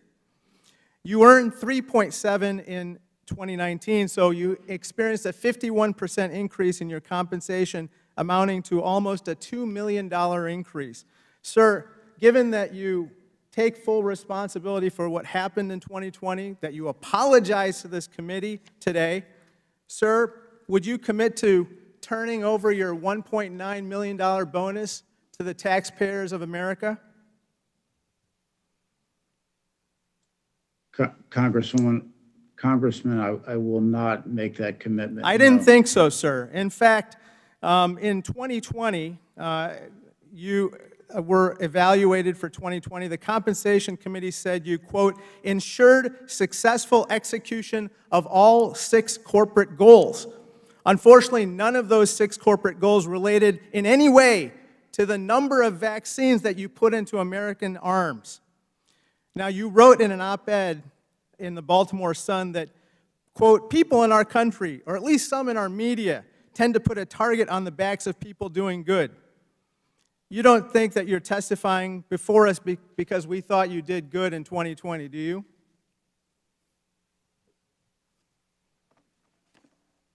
I didn't think so. Thank you. I yield back. The gentleman's time has expired.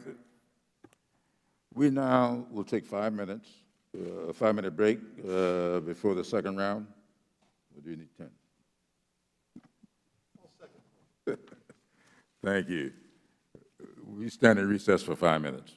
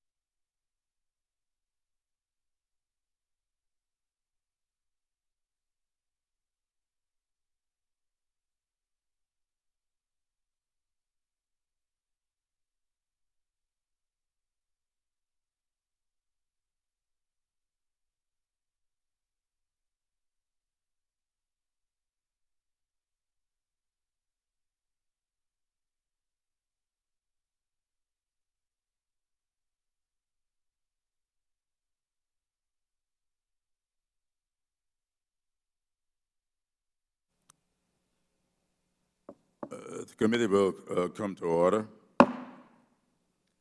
We will now proceed with our second round of questions. I now recognize myself for 5 minutes. Last month, the FDA released an inspection report detailing new findings about Emergent's previous failures and found that many of the company's manufacturing problems were still unresolved. I have a chart here behind me that indicates some findings. The FDA found that even after Emergent was made aware of 3 separate incidents of political vaccine contamination at the Baltimore plant, the company failed to, quote, conduct thorough investigations. Now, if you look at these findings here, Emergent failed to conduct thorough investigations. Emergent's vaccine production facility is not maintaining a clean and sanitary condition. Emergent's procedures to prevent cross-contamination are not followed. Emergent failed to adequately train personnel to prevent cross-contamination of bulk drug substances. Mr. Kramer, is there an excuse for this kind of finding? Mr. Chair, we take those findings very seriously. It's always disappointing when you have any finding of deficiency. I think what's important is that with our response to the FDA on those observations that we put together and submitted to them on April the 30th, it included a number of significant and robust remediation plans and corrective actions, including significantly increasing the housekeeping and sanitization process. We made a number of improvements to the personnel and material flow and the design for that activity throughout the facility. We've also undergone a number of training programs for all of the employees in Bayview on viral contamination risk and how to avoid it, good manufacturing procedures. So we're taking all those actions seriously, including the replacement of any floor or surface activity throughout the facility in order to be responsive to those observations. We submitted that to the FDA on April 30th. We look forward to their feedback, and importantly, we think that those robust corrective actions will put us back on track to resume production soon. Well, may I ask, when do you plan, or what are your expectations about resuming production? So as we articulated to the FDA in our response to the 483 plan and observations, there were a number of steps that we suggested be implemented before we would resume production. We have made significant progress against all of those commitments. We are very close to completing them, and I would expect that we will be in a position to resume production within a matter of days. Well, Mr. Kramer, you may recall at the beginning of my opening statement, I made it very clear that this was the beginning of an investigation. And we have asked for some documentation which we have not yet received. Now, will you commit today to getting those documents to the subcommittee so that our investigations can go forward? Absolutely. Yes, sir. Well, thank you very much. And with that, I'll yield to the ranking member for 5 minutes. Thank you, Mr. Chairman. I want to get back to the question about the 100 million or more doses of the Johnson & Johnson vaccine that are in your facility.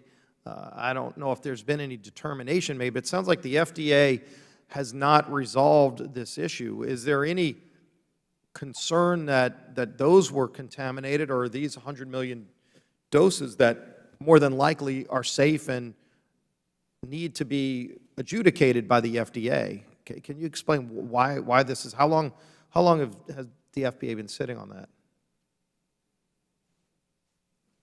The FDA is evaluating, to my understanding, the doses that have been manufactured for bulk drug substance, that most of which has been provided to J&J.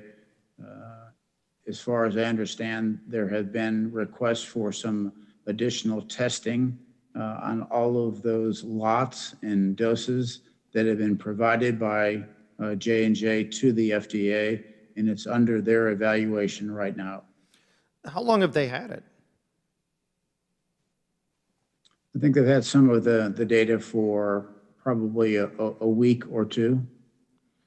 And Mr. Chairman, I wish the FDA was here because, if there's 100 million doses, I know one of the successes of Operation Warp Speed was that President Trump had gotten the FDA directly working with the drug companies that were developing the vaccine, so that anytime that there was red tape, anytime that there was a question about something, they could get an answer within a day, not within weeks. It may be almost a month in some of these cases, where the FDA was working overtime to get these questions addressed. I mean, we're talking about 100 million doses of vaccine that could be all completely fine, safe, and effective. Obviously, that's a determination that the FDA should be working overtime to do, because, again, you got President Biden talking about giving away the intellectual property to China for free, giving it away. And by the way, China doesn't have any ability to start turning around and making that vaccine in a safe and effective way. They've got no track record, by the way, of doing that if we give it away to them. And in the meantime, you've got 100 million doses that FDA should be working overtime to get an answer on, because if it turns out that those are safe and effective, why don't we allow those to get out and used instead of giving the entire intellectual property away? Let me ask you this, because you work with a lot of companies, not just Johnson & Johnson. AstraZeneca has been mentioned too. You've seen this proposal by the Biden administration to give away the intellectual property for the vaccine of COVID-19. What kind of impact would that have on the ability for companies to come up with, or even be willing to invest the billions it takes to find a vaccine, if they know that for the next virus that's out there, that President Biden will give that away too? What kind of impact would that have on the willingness of some of these innovators to even get involved in this, versus just saying, we're not even going to try to find a vaccine, because if we find it, Biden's going to just give it away? Yes, Ranking Member Scalise, I think clearly IP protection is critically important to companies like ours, and importantly to the developers of these critically important products. I haven't seen the exact proposal by the current administration, so I can't comment on that. But fundamentally, I think IP protection is very important. Well, let me ask Mr. Chairman if I could ask unanimous consent to get this article included in the record, which talks about the President's plan to give away the intellectual property to China, as well as possibly other countries. Thank you. There are other countries, by the way, that are watching this. Give you an example.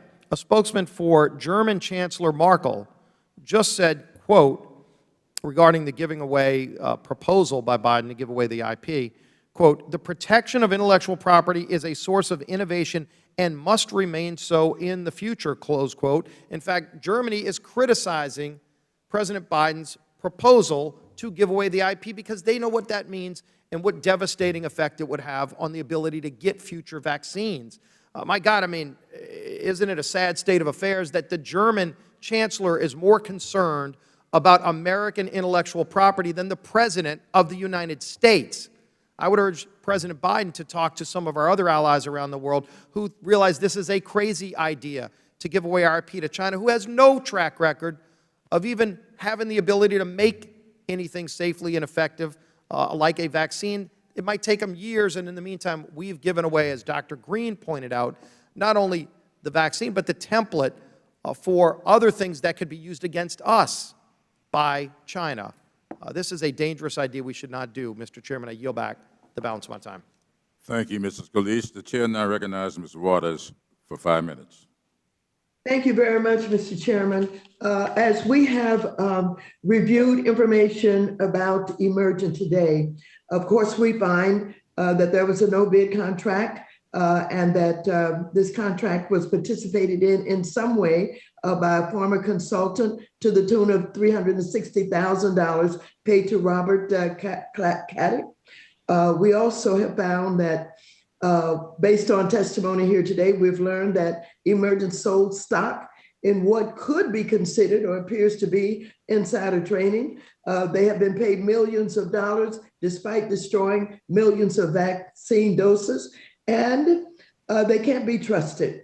They've had serious manufacturing problems, multiple inspections and audits that were conducted in 2020 that warned of serious quality control. Evidence recently obtained by the committee shows that Emergent was aware of serious control issues at its Bayview facility, but failed to act. In June 2020, an advisor to Operation Warp Speed identified risk in relying on Emergent to handle the production of 2 coronavirus vaccines. During a separate audit, Janssen Pharmaceuticals, a subsidiary of Johnson & Johnson, found that the Bayview facility had a deficient contamination control strategy. On June 17, 2020, Carlo De Stefani, the lead manufacturing advisor for Operation Warp Speed, issued a private report on Emergent. The report identified multiple risks at the Bayview facility, including concerns about facility readiness, personnel, and compliance. The report stated, most of the large-scale existing equipment is not suitable for the new processes and will be either removed or mothballed. The supporting infrastructure is very limited and will need substantial remediation and expansion to allow manufacturing to proceed at the planned rate. Personnel risks are significant. The staffing plans presented seem inadequate to the level of current activities required for all full-scale production of 3 programs. Let me just say this. The Republicans here today have tried to basically make this an argument about intellectual property. Today, this is really not about intellectual property and whether or not we're giving away or the president's giving away intellectual property. This is about the safety of all of Americans and other countries that hopefully we can be involved with in helping them to get the vaccines that they need in order to deal with the problems that have occurred, the pandemic, and all of the other countries who are looking to us for some assistance. And I'm hopeful we'll be able to do that.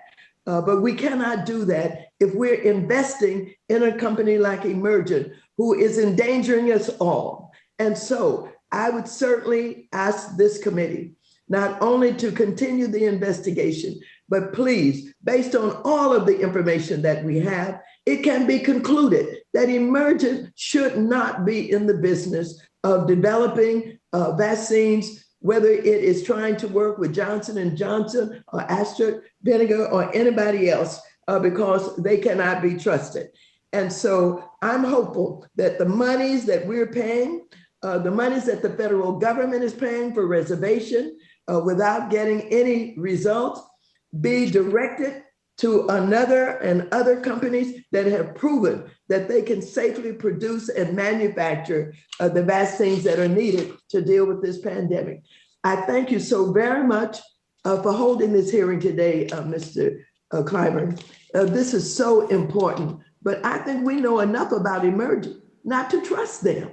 Why would we continue to deal with a company that has violated the contract in so many ways, who have a dirty facility and have us believe that, oh, there may be a contamination because of the way that a vaccine was traveling? No, this vaccine may be contaminated because the facility is dirty. It is not clean. It is not in shape to do the kind of production that they have said they would do. And they're in violation of this contract. As a matter of fact, they should be trying to present themselves from being sued or jailed because of what they have done. And this is very serious, and this cannot be swept under the rug. This cannot be, oh, we need it so badly, we've got to just continue with them despite everything that we know about them. We need to trust them one more time.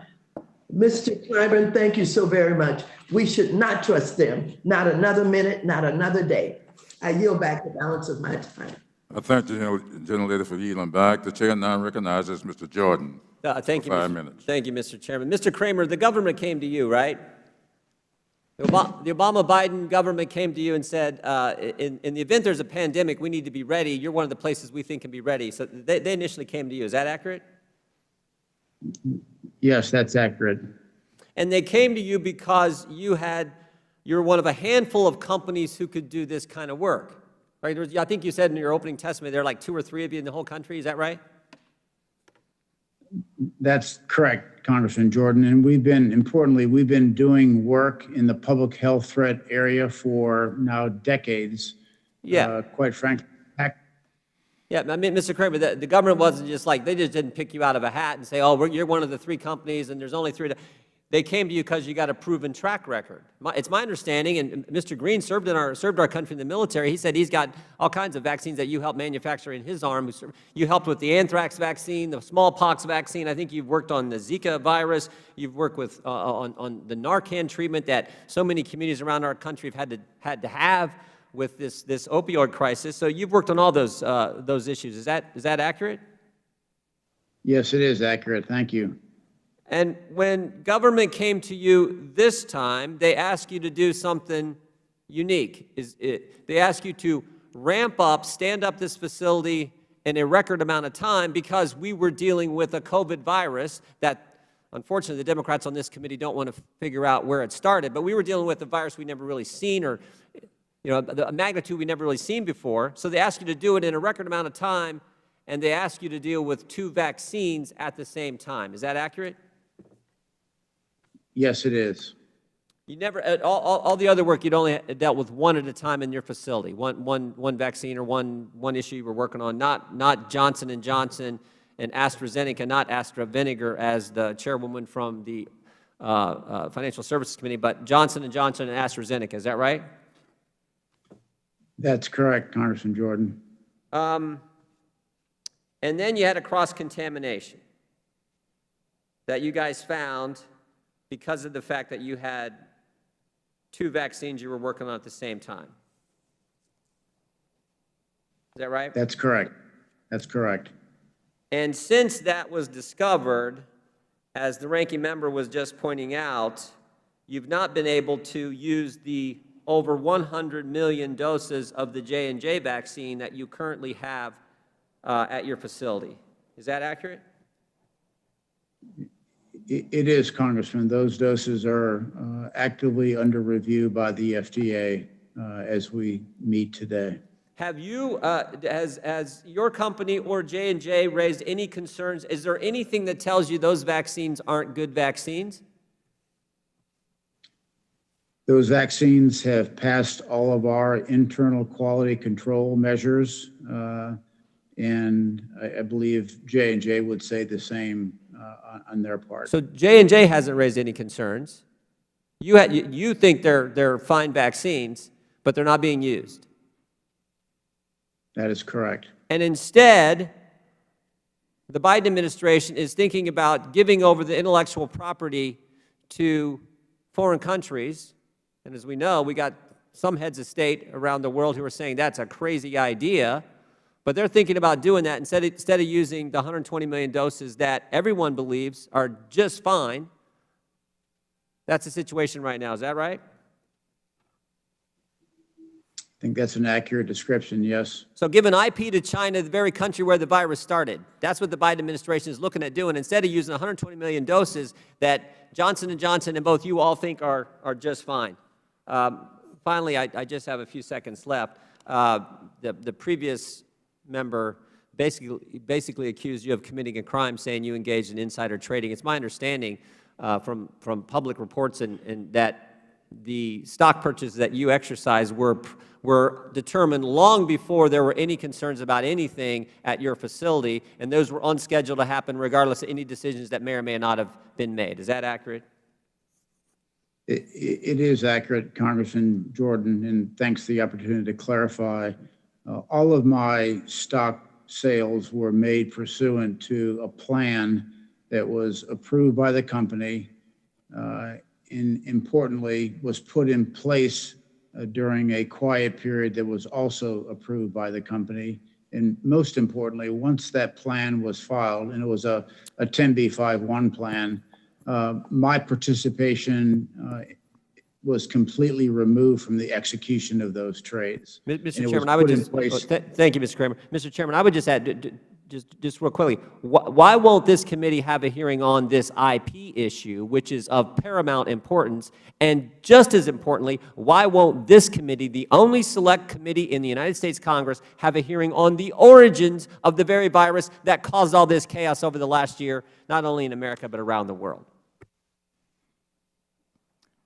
Thank you very much for the question. I think Mr. Foster answered that question earlier, but no, he didn't. He just said that he said science is going to look into it at some point. That doesn't our charter is very clear, Mr. Chairman. Our charter says prepare for future pandemics. How else? The best way to prepare for future pandemics is to figure out how this pandemic started. And the fact that the select committee on the COVID virus won't look at how it started makes absolutely no sense to me, but more importantly, makes absolutely no sense to the American people. Journalists want to know, the Secretary of Health and Human Services wants to know, Secretary of State wants to know how this started. The only ones who don't want to know are Democrats on the Select Committee and Democrats in the Congress. Well, thank you very much. You want to know where we've been. I'd like to spend some time on where we're going. And with that, I will yield 5 minutes to Mr. Maloney. Thank you, Mr. Chairman. Thank you, Mr. Ranking Member. Mr. El Hibri, if I could ask you a few questions. You testified in 1999 before the Committee on Government Reform about your company's failure to fulfill its commitments under a contract to produce anthrax vaccine for the United States government. Do you recall that hearing? Yes, I do, Congressman. And you testified that your company, Bioport, which is, I understand, now a subsidiary of Emergent, was not meeting commitments because of unforeseen delays. Also, that year, the Government Accountability Office came out with a report that said that your company's inability to achieve its business plan, they also said the company could not perform. And it appears that we're having a similar situation today. There's a pattern here. Now Emergent, your primary company, of which Bio is a subsidiary, has been unable to fulfill its commitment to the government. We haven't gotten the vaccines that we ordered. But not only does your company have a history of underperforming, it has a history of unreasonable price increases. The price you charge the government for a dose of anthrax vaccine increased from $3.35 in 1998 to around $30 in 2020. That's a 800% increase. So my question is, the cost of producing the anthrax vaccine has not increased by 800%, but I guess the question I want to, how much does it cost you to produce a dose of anthrax vaccine? Has it jumped 800%? How much does it cost either Mr. Kramer or Mr. El Hibri? Do you have that answer, or can you get it to us later? We will get you that information later, Congresswoman. Pardon me, I couldn't hear you. What? I said I will give you that information later if I may. Okay, great. And what is Emergent's approximate profit margin on each dose of anthrax sold in the U.S.? And this one you can't, if you could get that to me later, and I'll give you some other questions, but what percentage of your sales of anthrax vaccine are to the U.S. government? Do you export your vaccine to any other country, or do you just sell to America? Mr.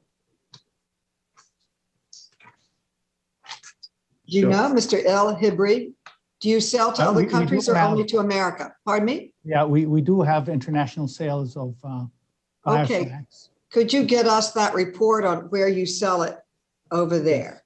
I will. So what I find sort of disturbing, it's really a procurement question. Why does the country give a contract to a company that has a history of not completing the contract, and then on top of it, charging huge price increases, 800%? And I think that's something that the committee needs to look at, because this is unfair to the American taxpayer, to say the very least. When you have a contract, you should produce the product. So far, we haven't even gotten one dose of the product out to the American taxpayer. Yet you have been able to get bonuses, millions of dollars in pay going out to executives, and they have not completed the contract. So I'm really posing to my colleagues, we should at least write procurement laws that if you are not producing the product, you shouldn't be paid. You certainly shouldn't get a bonus, and you should not give a contract to a company that does not have a track record of completing the task.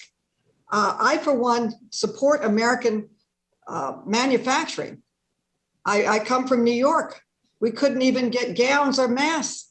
They were walking around in trash bags, going to work in them because we couldn't produce them. The only time we got them is when we ourselves, seamstresses, businesses, converted overnight to make the personal protection equipment for our people and the vaccines. We did produce vaccines in record time. So I feel very strongly that we should have strong procurement laws that gets a good product for the American people. We need to produce our personal protection equipment, our vaccines, and everything else related to a pandemic here in the United States. We cannot rely on other countries. And I believe that's something we need to look at. I, for one, Mr. Chairman, would like to question whoever approved this contract in the US government. What were they thinking when they said you could allowed a company to improve the cost 800%, and that there was no requirement that you actually produce the product before you get paid substantially with bonuses and everything else? My time has expired. I thank you, Mr. Chairman, for your hard work and all of my colleagues. Thank you. I yield back. Ms. Maloney. The chair recognizes Dr. Green for 5 minutes. Thank you, Mr. Chairman. And I would like to begin my second round of comments just reiterating this issue about the origins of the vaccine. There are multiple articles coming out now that make all sorts of implications. We need to get to the bottom of it. It's a shame this committee has not addressed it. We are the Coronavirus Select Committee, and we haven't even looked at the origins of this thing. We haven't looked at the World Health Organization and their complicitness with China on messaging. Those things have to be looked at. I was excited to hear that Rep. Foster, a gentleman whom I have deep respect for, said that someday that will happen in science and tech. I certainly want to ask Representative Foster, what are y'all waiting on? Let's get going. BARDA tasked you guys, talking to our witnesses now, to take both vaccines onto your assembly line, J&J and AstraZeneca. I think, as I understood from your previous testimony, you did think that there was some concern about having both vaccines. Is that correct? That there was potential for, problem when you have both on two assembly lines. Is that correct? I think it was widely acknowledged by Emergent as well as our network of partners that there was inherent risk of bringing both vaccines into our facility and ramping them up very quickly. So that's what I understood to be the risk. And J&J, as I understand it, you guys had 16 batches, one of which was cross-contaminated, 15 of which were not, or at least are still being inspected and that equals 140 million doses that are waiting to make sure that the FDA is checking to make sure they're okay, and when that happens, they get shipped. Is that correct? Generally correct. Yes, sir. Okay, so these slides that are being shown around where money was given and zero vaccine, granted, there's 140 million doses sitting there waiting on FDA approval that may next week be sent to people who need it. Okay, thank you for that. You know, I am a former military officer. I think most people know that. I deployed all around the world in combat. Took the anthrax vaccine. I think you guys created that, and really appreciate your work in the biodefense world. You know, even Barack Obama recognized you're one of the only companies that can do this kind of stuff and gave you business way back when. Botulism toxin, smallpox. I got the smallpox. You know, after Sverdlovsk, we knew that the Russians were weaponizing smallpox. So as we went into Iraq, I got another smallpox vaccine. And I really appreciate you guys doing that. Typhoid, cholera. You also do a lot of treatment drugs. I think as an ER physician, I've used nasal Narcan to save a patient's life. I think you guys make that too, right? Yes, sir, we do. So the overdose comes in the emergency department. We spray this nasal Narcan. We save their life. That's your company, as I understand, correct? Yes, sir. So you have right. all these products out there. You had company goals. You were managed by a board. The board set goals for the CEO. Those goals are met. At least that's what the minutes from the meetings have been read earlier. And bonuses were paid. And as I understand it, everybody in the company got a bonus. Is that right? I mean, can you elaborate on that for just a second? Yes, sir. All of our employees are eligible for a bonus based on their individual performance as well as the corporate performance. And separate from that, in 2020, we offered a special equity award of roughly $7,500 in our stock to all of our employees in recognition of all these other things, all these many other things that your company is producing and saving lives all across America. So you gave your folks a bonus for their incredible work in all of these other products. You had one contamination line, 15 other batches, 140 million doses that are sitting there that may get approved and may get sent into arms. And we're here spending this committee's time talking about this when we ought to be talking about where this virus came from in the first place. I cannot believe we're even having this conversation. You are a reputable company that has done yeoman's work to protect this nation in biodefense. You have one contamination, and they want to take you to court. Yet China, cooperating with the World Health Organization, everybody knows what happened. There's not a human on this planet that doesn't say, hey, China screwed all of us, and we suffered more because of it. Yet we can't get this committee to say a word about it. But let's take on this great company who did its best to try to get a vaccine out there. Meanwhile, it's doing all these other things to save Americans' lives. I yield. I thank the gentleman for yielding back. The chair now recognizes Ms. Velasquez for 5 minutes. Thank you, Mr. Chairman. Mr. Kramer, Emergent last year was warned multiple times regarding persistent staffing problems at its Bayview plant in Baltimore. Specifically, in April 2020, the FDA warned in an inspection report that, and I quote, employees are not given training in the particular operations they perform as part of their function. Exactly a year later, FDA cited Emergent for exactly the same thing. Is this correct, Mr. Kramer? Those observations by the FDA are correct, Okay. Congresswoman, and we take them very seriously. We put in place a number of corrective actions to increase our training. Okay, Mr. staffing Kramer, in- so you're stating that is correct, that the report was correct. Today, the Select Committee, Subcommittee released an audit report drafted by the lead manufacturing advisor for the former Operation Warp Speed, who found that Emergent had, and I quote, significant personnel risks. He wrote, and I quote, the staffing plans presented seem inadequate, and also noted the need for extensive training. Is that correct? Yes or no? I haven't seen that report, but I believe that's correct and accurate.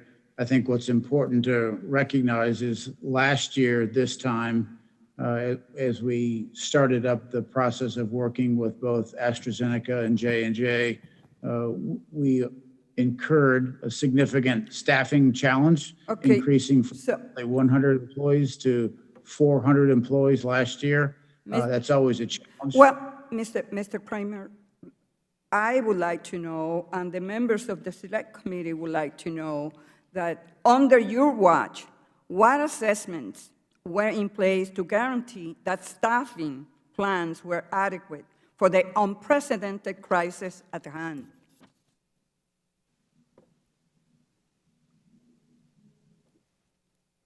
I'm not sure I understand the question, Well, Congresswoman. look, report after report, audit after audit, they found inadequate training. We just want to know that you're taking the necessary steps so that whenever we face again another unprecedented crisis, that you have what it requires in terms of your personnel and the workforce to perform the job at hand. Another audit performed by BARDA found that Emergent has just one employee coordinating testing to ensure that the materials used for the coronavirus vaccines remain stable. But BARDA concluded that the employee's heavy workload likely caused a mistake to be made. Is that true, Mr. Kramer? I'm not aware of that particular finding. So I think we all see a pattern here. And according to the New York Times, as Emergent scrambled to meet the heavy demands of vaccine production, one senior manufacturing supervisor responded to reports of quality errors by asking, and I quote, "Do you want me to make drugs or fix issues? I don't have time to do both." This is a very concerning pattern with predictable results. I want to make it clear, I'm certain that the workers at the Bayview plant have been working very hard under difficult circumstances to do their jobs and manufacture these critically needed vaccines. This isn't about what they're doing. It is about what you haven't done, sir. Why did it take an FDA-imposed shutdown of your plant for Emergent to find the time to properly train its employees? Shouldn't these employees be trained before they mishandle coronavirus vaccines? Mr. Kramer, Emergent needs to do better. You need to do better. You should treat your workforce, your employees, with respect and provide the tools they need in order to perform their jobs. I yield back. I thank the gentlelady for yielding back. The chair now recognizes Mr. Foster for 5 minutes. Thank you, Mr. Chair. Mr. Kramer, you've repeatedly emphasized how much you care about employee training and quality control. Does your company spend more on quality control training for employees or on government relations and lobbying? I don't have those exact numbers. I do know, Congressman, that we have a significant number of our employees that are dedicated to both quality assurance and quality control. And as I commented earlier, we're using this 30-day period from when the inspection concluded roughly 30 days ago to even today to conduct extensive training for all of our employees in the Bayview site so we can get them prepared to resume production soon. Yeah, well, you can generally tell how much an organization really cares about things and by looking at how much they spend in different areas. And so if you could get us those numbers for the amount you spend on government relations and lobbying, as well as quality control training, both currently after you've presumably upgraded your game in that, as well as historically after the last year. I think that would be very informative. Let's see, I'll say something that's actually more quantifiable or specific. In June 2020, not the government, but your customer, vaccine manufacturer J&J, through its subsidiary Janssen, performed its own audit of Emergent's facilities, and it found that there were, quote, mold issues associated with the facility shutdown/startup. And then 10 months later, when the FDA came in for an inspection, they found that the building used for manufacture of vaccine, quote, is not maintained in a clean and sanitary condition, unquote, and that there was, quote, brown residue was observed on the wall. So Mr. Kramer, do you have a knowledge of what this brown residue was? I'm not aware of the brown residue material. So you generally don't read the FDA inspection reports, is that correct? I do read the majority of the FDA inspection reports. I just don't recall this particular reference. Okay, so brown residue on the wall is not something that caught your attention, okay? And so now, I guess one of the things our committee is going to have to be doing is trying to understand the balance of effort going forward in putting our country in a better posture on this. So do you, actually either of you, have any advice, if you were in our shoes, as to how to make sure that when we have standby capacity that we've been spending huge amounts of money for, how we should properly exercise that to know that when the emergency hits, that capability is actually, can be stood up, and all of the, nuts and bolts like quality assurance is in place, so that we have a well-exercised muscle when we need to energize it in the future. Yeah, may I lesson learned that you think you would pass to us? May I answer that Sure. Yeah. for you, Congressman? I think the Obama-Biden administration was on the right track to identify manufacturing facilities that are suitable to respond to a future pandemic crisis and emergency. So I think that concept is a very good concept. Now, what happened over an 9-year period, is that the task orders, in order to keep the facility up and running, weren't adequate over this period of time, so that really the facility, even though it was meant to be at a state of readiness, was not quite at that level. So we had maybe 100, and sometimes less than 100 employees in any given year, except for those few times where we did get a task order for the H1N1 flu vaccine and for Ebola and Zika. Yeah, and so if you could come up with an estimate of what the total missing investment was during that period, and also the total amount of high employee bonuses that were issued, just to understand sort of the balance of funding that yes, happened in that period. Okay. I'll be happy to do that and provide that for you. Just want to make one thing clear, if I may, which is that when all these audits were performed by AZ and by Johnson & Johnson and by BARDA, this was before they entered into a contract with us, not after. So everyone went into this with their eyes wide open, that this is a facility that had never licensed a product, manufactured a licensed product before. That's a facility that, although not in perfect condition, far from it, was the facility that had the highest level of state of readiness. And it was in partnership with Johnson & Johnson and AZ and BARDA, after they've done their audits, that we agreed to work together to manufacture vaccine at risk.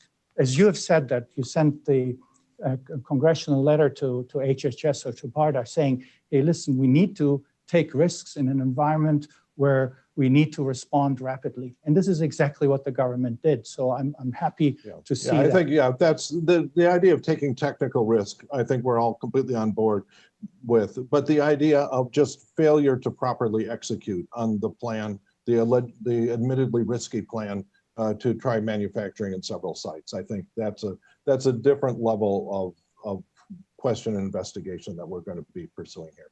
Anyway, my time's expired, and yield back. Thank you for yielding back. The chair now recognizes Dr. Miller Meeks for 5 minutes.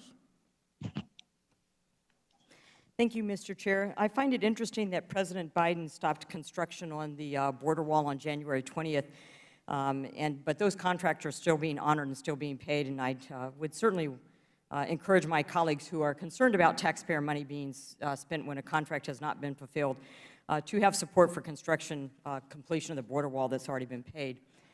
Earlier this month, President Biden endorsed using intellectual property waiver at the World Trade Organization for COVID vaccines and therapies.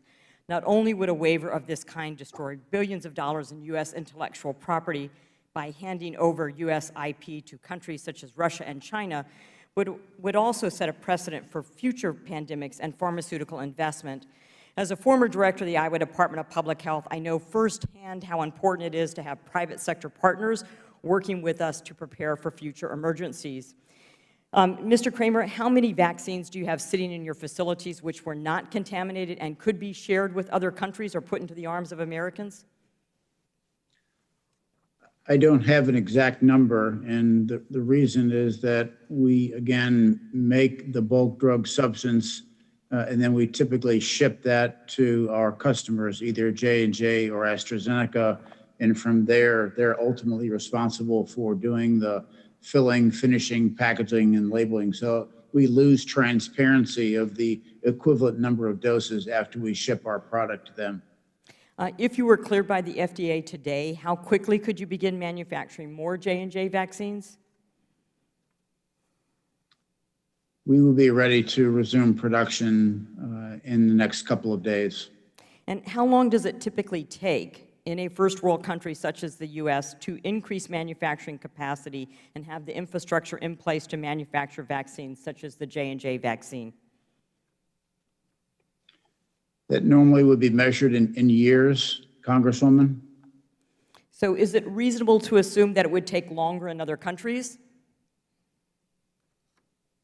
It likely would, yes.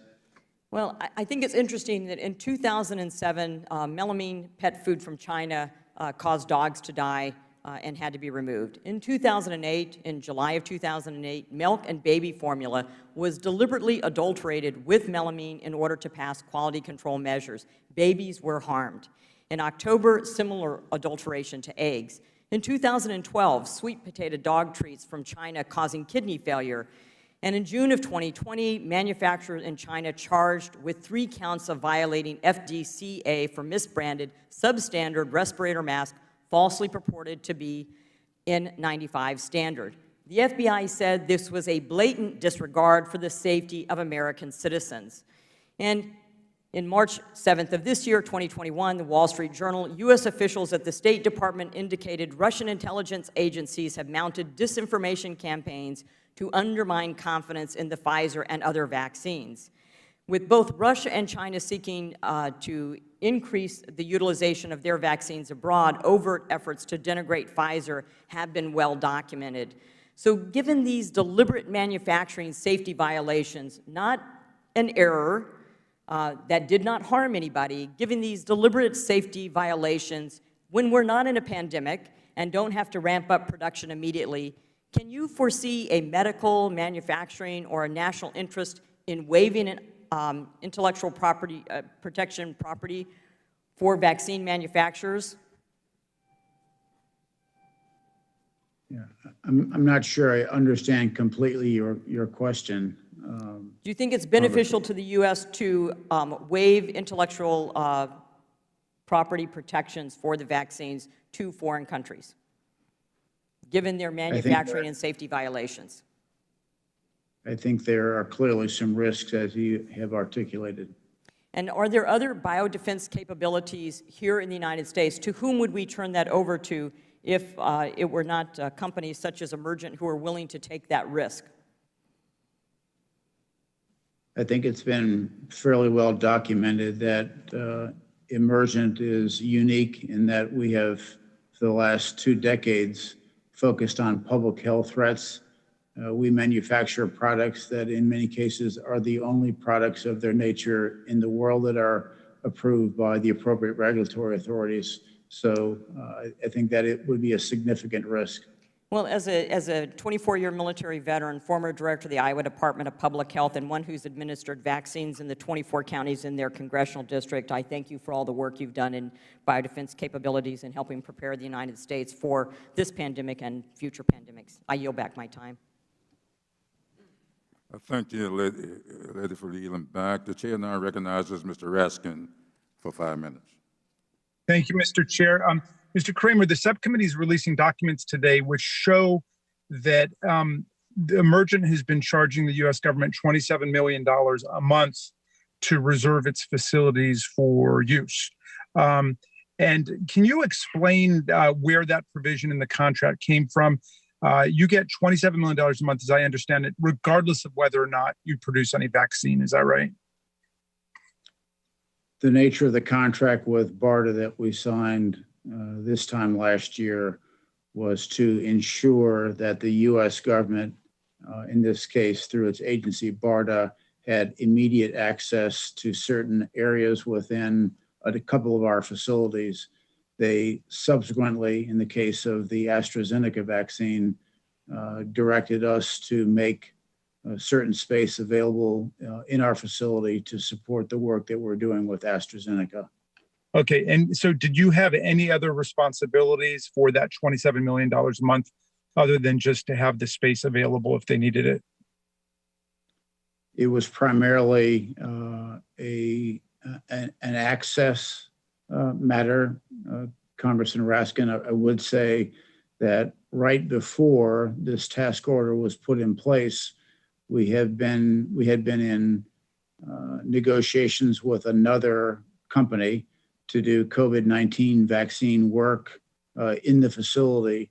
So it was not as if that space was going to go unutilized. We quite frankly had another opportunity to do work in that same space.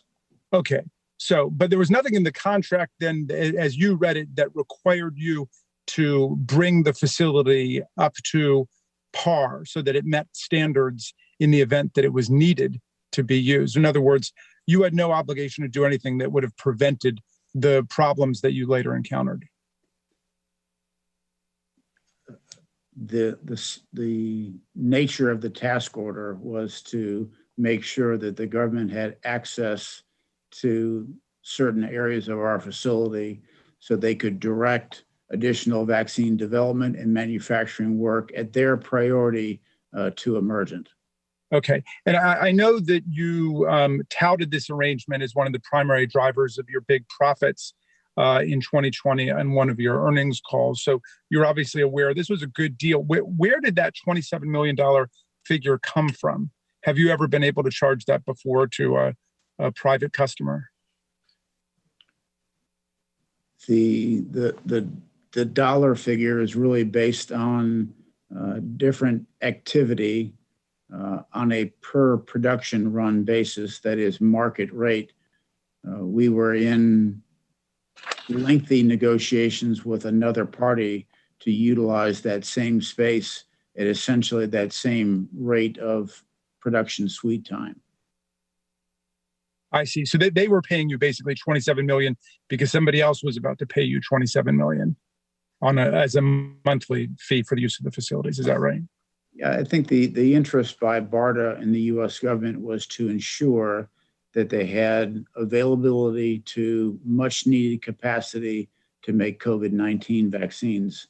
Okay. I understand that HHS is deducting some of that money, not paying for all of it for the failures in actually being able to produce the vaccine.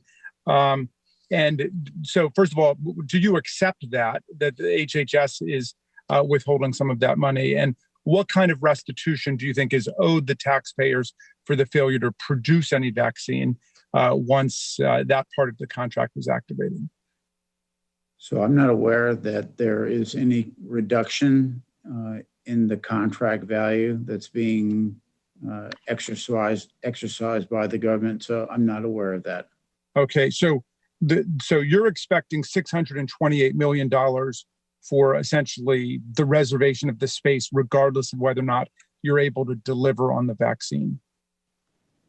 The task order that was put in place this time last year in total was approximately $628 million. It included a portion for what you're referring to, which was the reservation fee. There was also roughly $85 million of funding for some additional fill finish equipment and the installation of that in order to increase drug product or fill finish capability at another one of our sites here in Maryland. Okay, I got you. Well, Mr. Kramer, thank you for your testimony. Mr. Chairman, I just want to say, with more than $500 million involved in this project, I hope we can get to the bottom of whether this contract and its terms were really, in fact, fair terms, and whether that's what the taxpayers have a right to expect. I turn it back over to you, Mr. Chairman. Thank the gentleman for yielding back. The chair now recognizes the ranking member for any closing statement he would like to make. Thank you, Mr. Chairman. Appreciate the hearing today, and Mr. Conrad, appreciate the testimony you gave. One of the things that we should be pushing for that comes out of this hearing, Mr. Chairman, is that as the testimony revealed, there may be over 100 million doses of the Johnson & Johnson vaccine that could be okay that are being held right now, held up, that could be in the arms of people. The FDA, as we saw with Operation Warp Speed, where the red tape was cut, where we pushed federal agencies to work smarter and faster, turn things around quicker, all hands should be on deck to get that answer. And if, as both Emergent and potentially Johnson & Johnson's internal reviews have said that those 100+ million doses are okay, then why hold them up? I mean, you've got the Biden administration right now talking about giving away the intellectual property of this vaccine to China for free, undermining the very protections that our American companies enjoy that encourages them to go out and create new vaccines. You give that away, you will send a chilling effect on any company going out there on a limb and saying, we're going to put up our money to find a vaccine for the next thing, whether it's ALS or Alzheimer's or cancer or a future virus that might be started by China. That would be gone. And instead, you've got 100 million doses that could be going to put into use, saving more lives. FDA needs to get us that answer. They need to get that issue resolved quickly. But it gets to the bigger question. Mr. Chairman, President Biden needs to just come out and say he's not going to give away our IP. Our friends around the world are saying this would be ridiculous to do. When the German chancellor is saying don't do it because they know how dangerous that would be, especially giving it to China, who does not have a good record not only on intellectual property, it's bad enough that they steal intellectual property all the time, but then to give it away to them where it's a national security threat, potentially. How they could be thinking of doing this boggles the mind. I'll be getting a letter together with anybody else on the committee that wants to sign on. Please let me know, urging President Biden to drop this crazy idea of giving away what is an American success story. We came up with multiple vaccines for a virus that we didn't even know in less than a year. Revolutionary. Never had happened before that quickly. And safe and effective. And to give it away to China, it just boggles the mind. Which brings me to the final point, Mr. Chairman. We ought to have a hearing in this committee on the origins of COVID-19. There may be other committees that might look at it, but as Mr. Jordan pointed out, this is the select subcommittee on the coronavirus. And there are a lot of scientists out there suggesting that it may have actually come not from transmission between a bat and humans, but potentially from the lab in Wuhan. We ought to know that. We ought to find out about that. We ought to do actual investigation and hearing to look into it, because we sure don't want this to happen again, but we also ought to know what really got us to this point, a point that caused hundreds of thousands of lives in America, millions across the globe, hardship, heartache. You still have millions of kids that aren't in school against the science. We should have a hearing on that, because every school, we should be bringing school systems who are keeping the kids out of school right now in front of this committee and have them answer about the science. Dr. Fauci, every doctor has said they should be in school, and in fact, you're doing long-term harm to these kids by not having them in school just to appease some union bosses who don't have the kids' best interest in mind. We'll look back on this years later and say it was a national scandal that some of these systems kept millions of our young kids out of the classroom, and they will never catch up. That's something we ought to have a hearing on too, but I appreciate the time we've had looking into this. Hopefully we can move forward. Mr. Chairman, with that, I yield back. I thank the gentleman for yielding back. Let me close today's hearing by thanking Mr. Kramer and Mr. El-Hebri for your testimony and for taking the time to be here with us today. As the coronavirus pandemic continues, the Select Subcommittee is focused on identifying shortcomings in our response and correcting them to ensure future success. In that spirit, we need you to do better. We need you to do a better job cleaning your facilities and training your staff. We need you to recognize that inspections by the FDA, your partners, and your own auditors are vital to helping Emergent be successful. And we need you to take their recommendations seriously and fix the problems they identify. Accepting public funds requires upholding the public's trust. Emergent has wasted public funds and broken the public's trust. Mr. Kramer and Mr. El-Hebri, to repair this breach of public trust, Emergent must consider returning those wasted public funds. That includes the amount spent on doses that have been destroyed, on testing, and for the time you've wasted while production is put on hold and problems were fixed. The errors that we have heard about today must never happen again. We have heard your promises, but what we need now is performance. As I've said in my opening statement, the Select Subcommittee's investigation is ongoing. This hearing is just the beginning. With Chairwoman Maloney's partnership, we will pursue this investigation until we understand why these terrible errors happen and how they can be remedied and what can be done to make sure they never happen again. With that, and without objection, all members will have 5 legislative days within which to submit additional written questions for the witnesses to the chair, which will be forwarded to the witnesses for their response.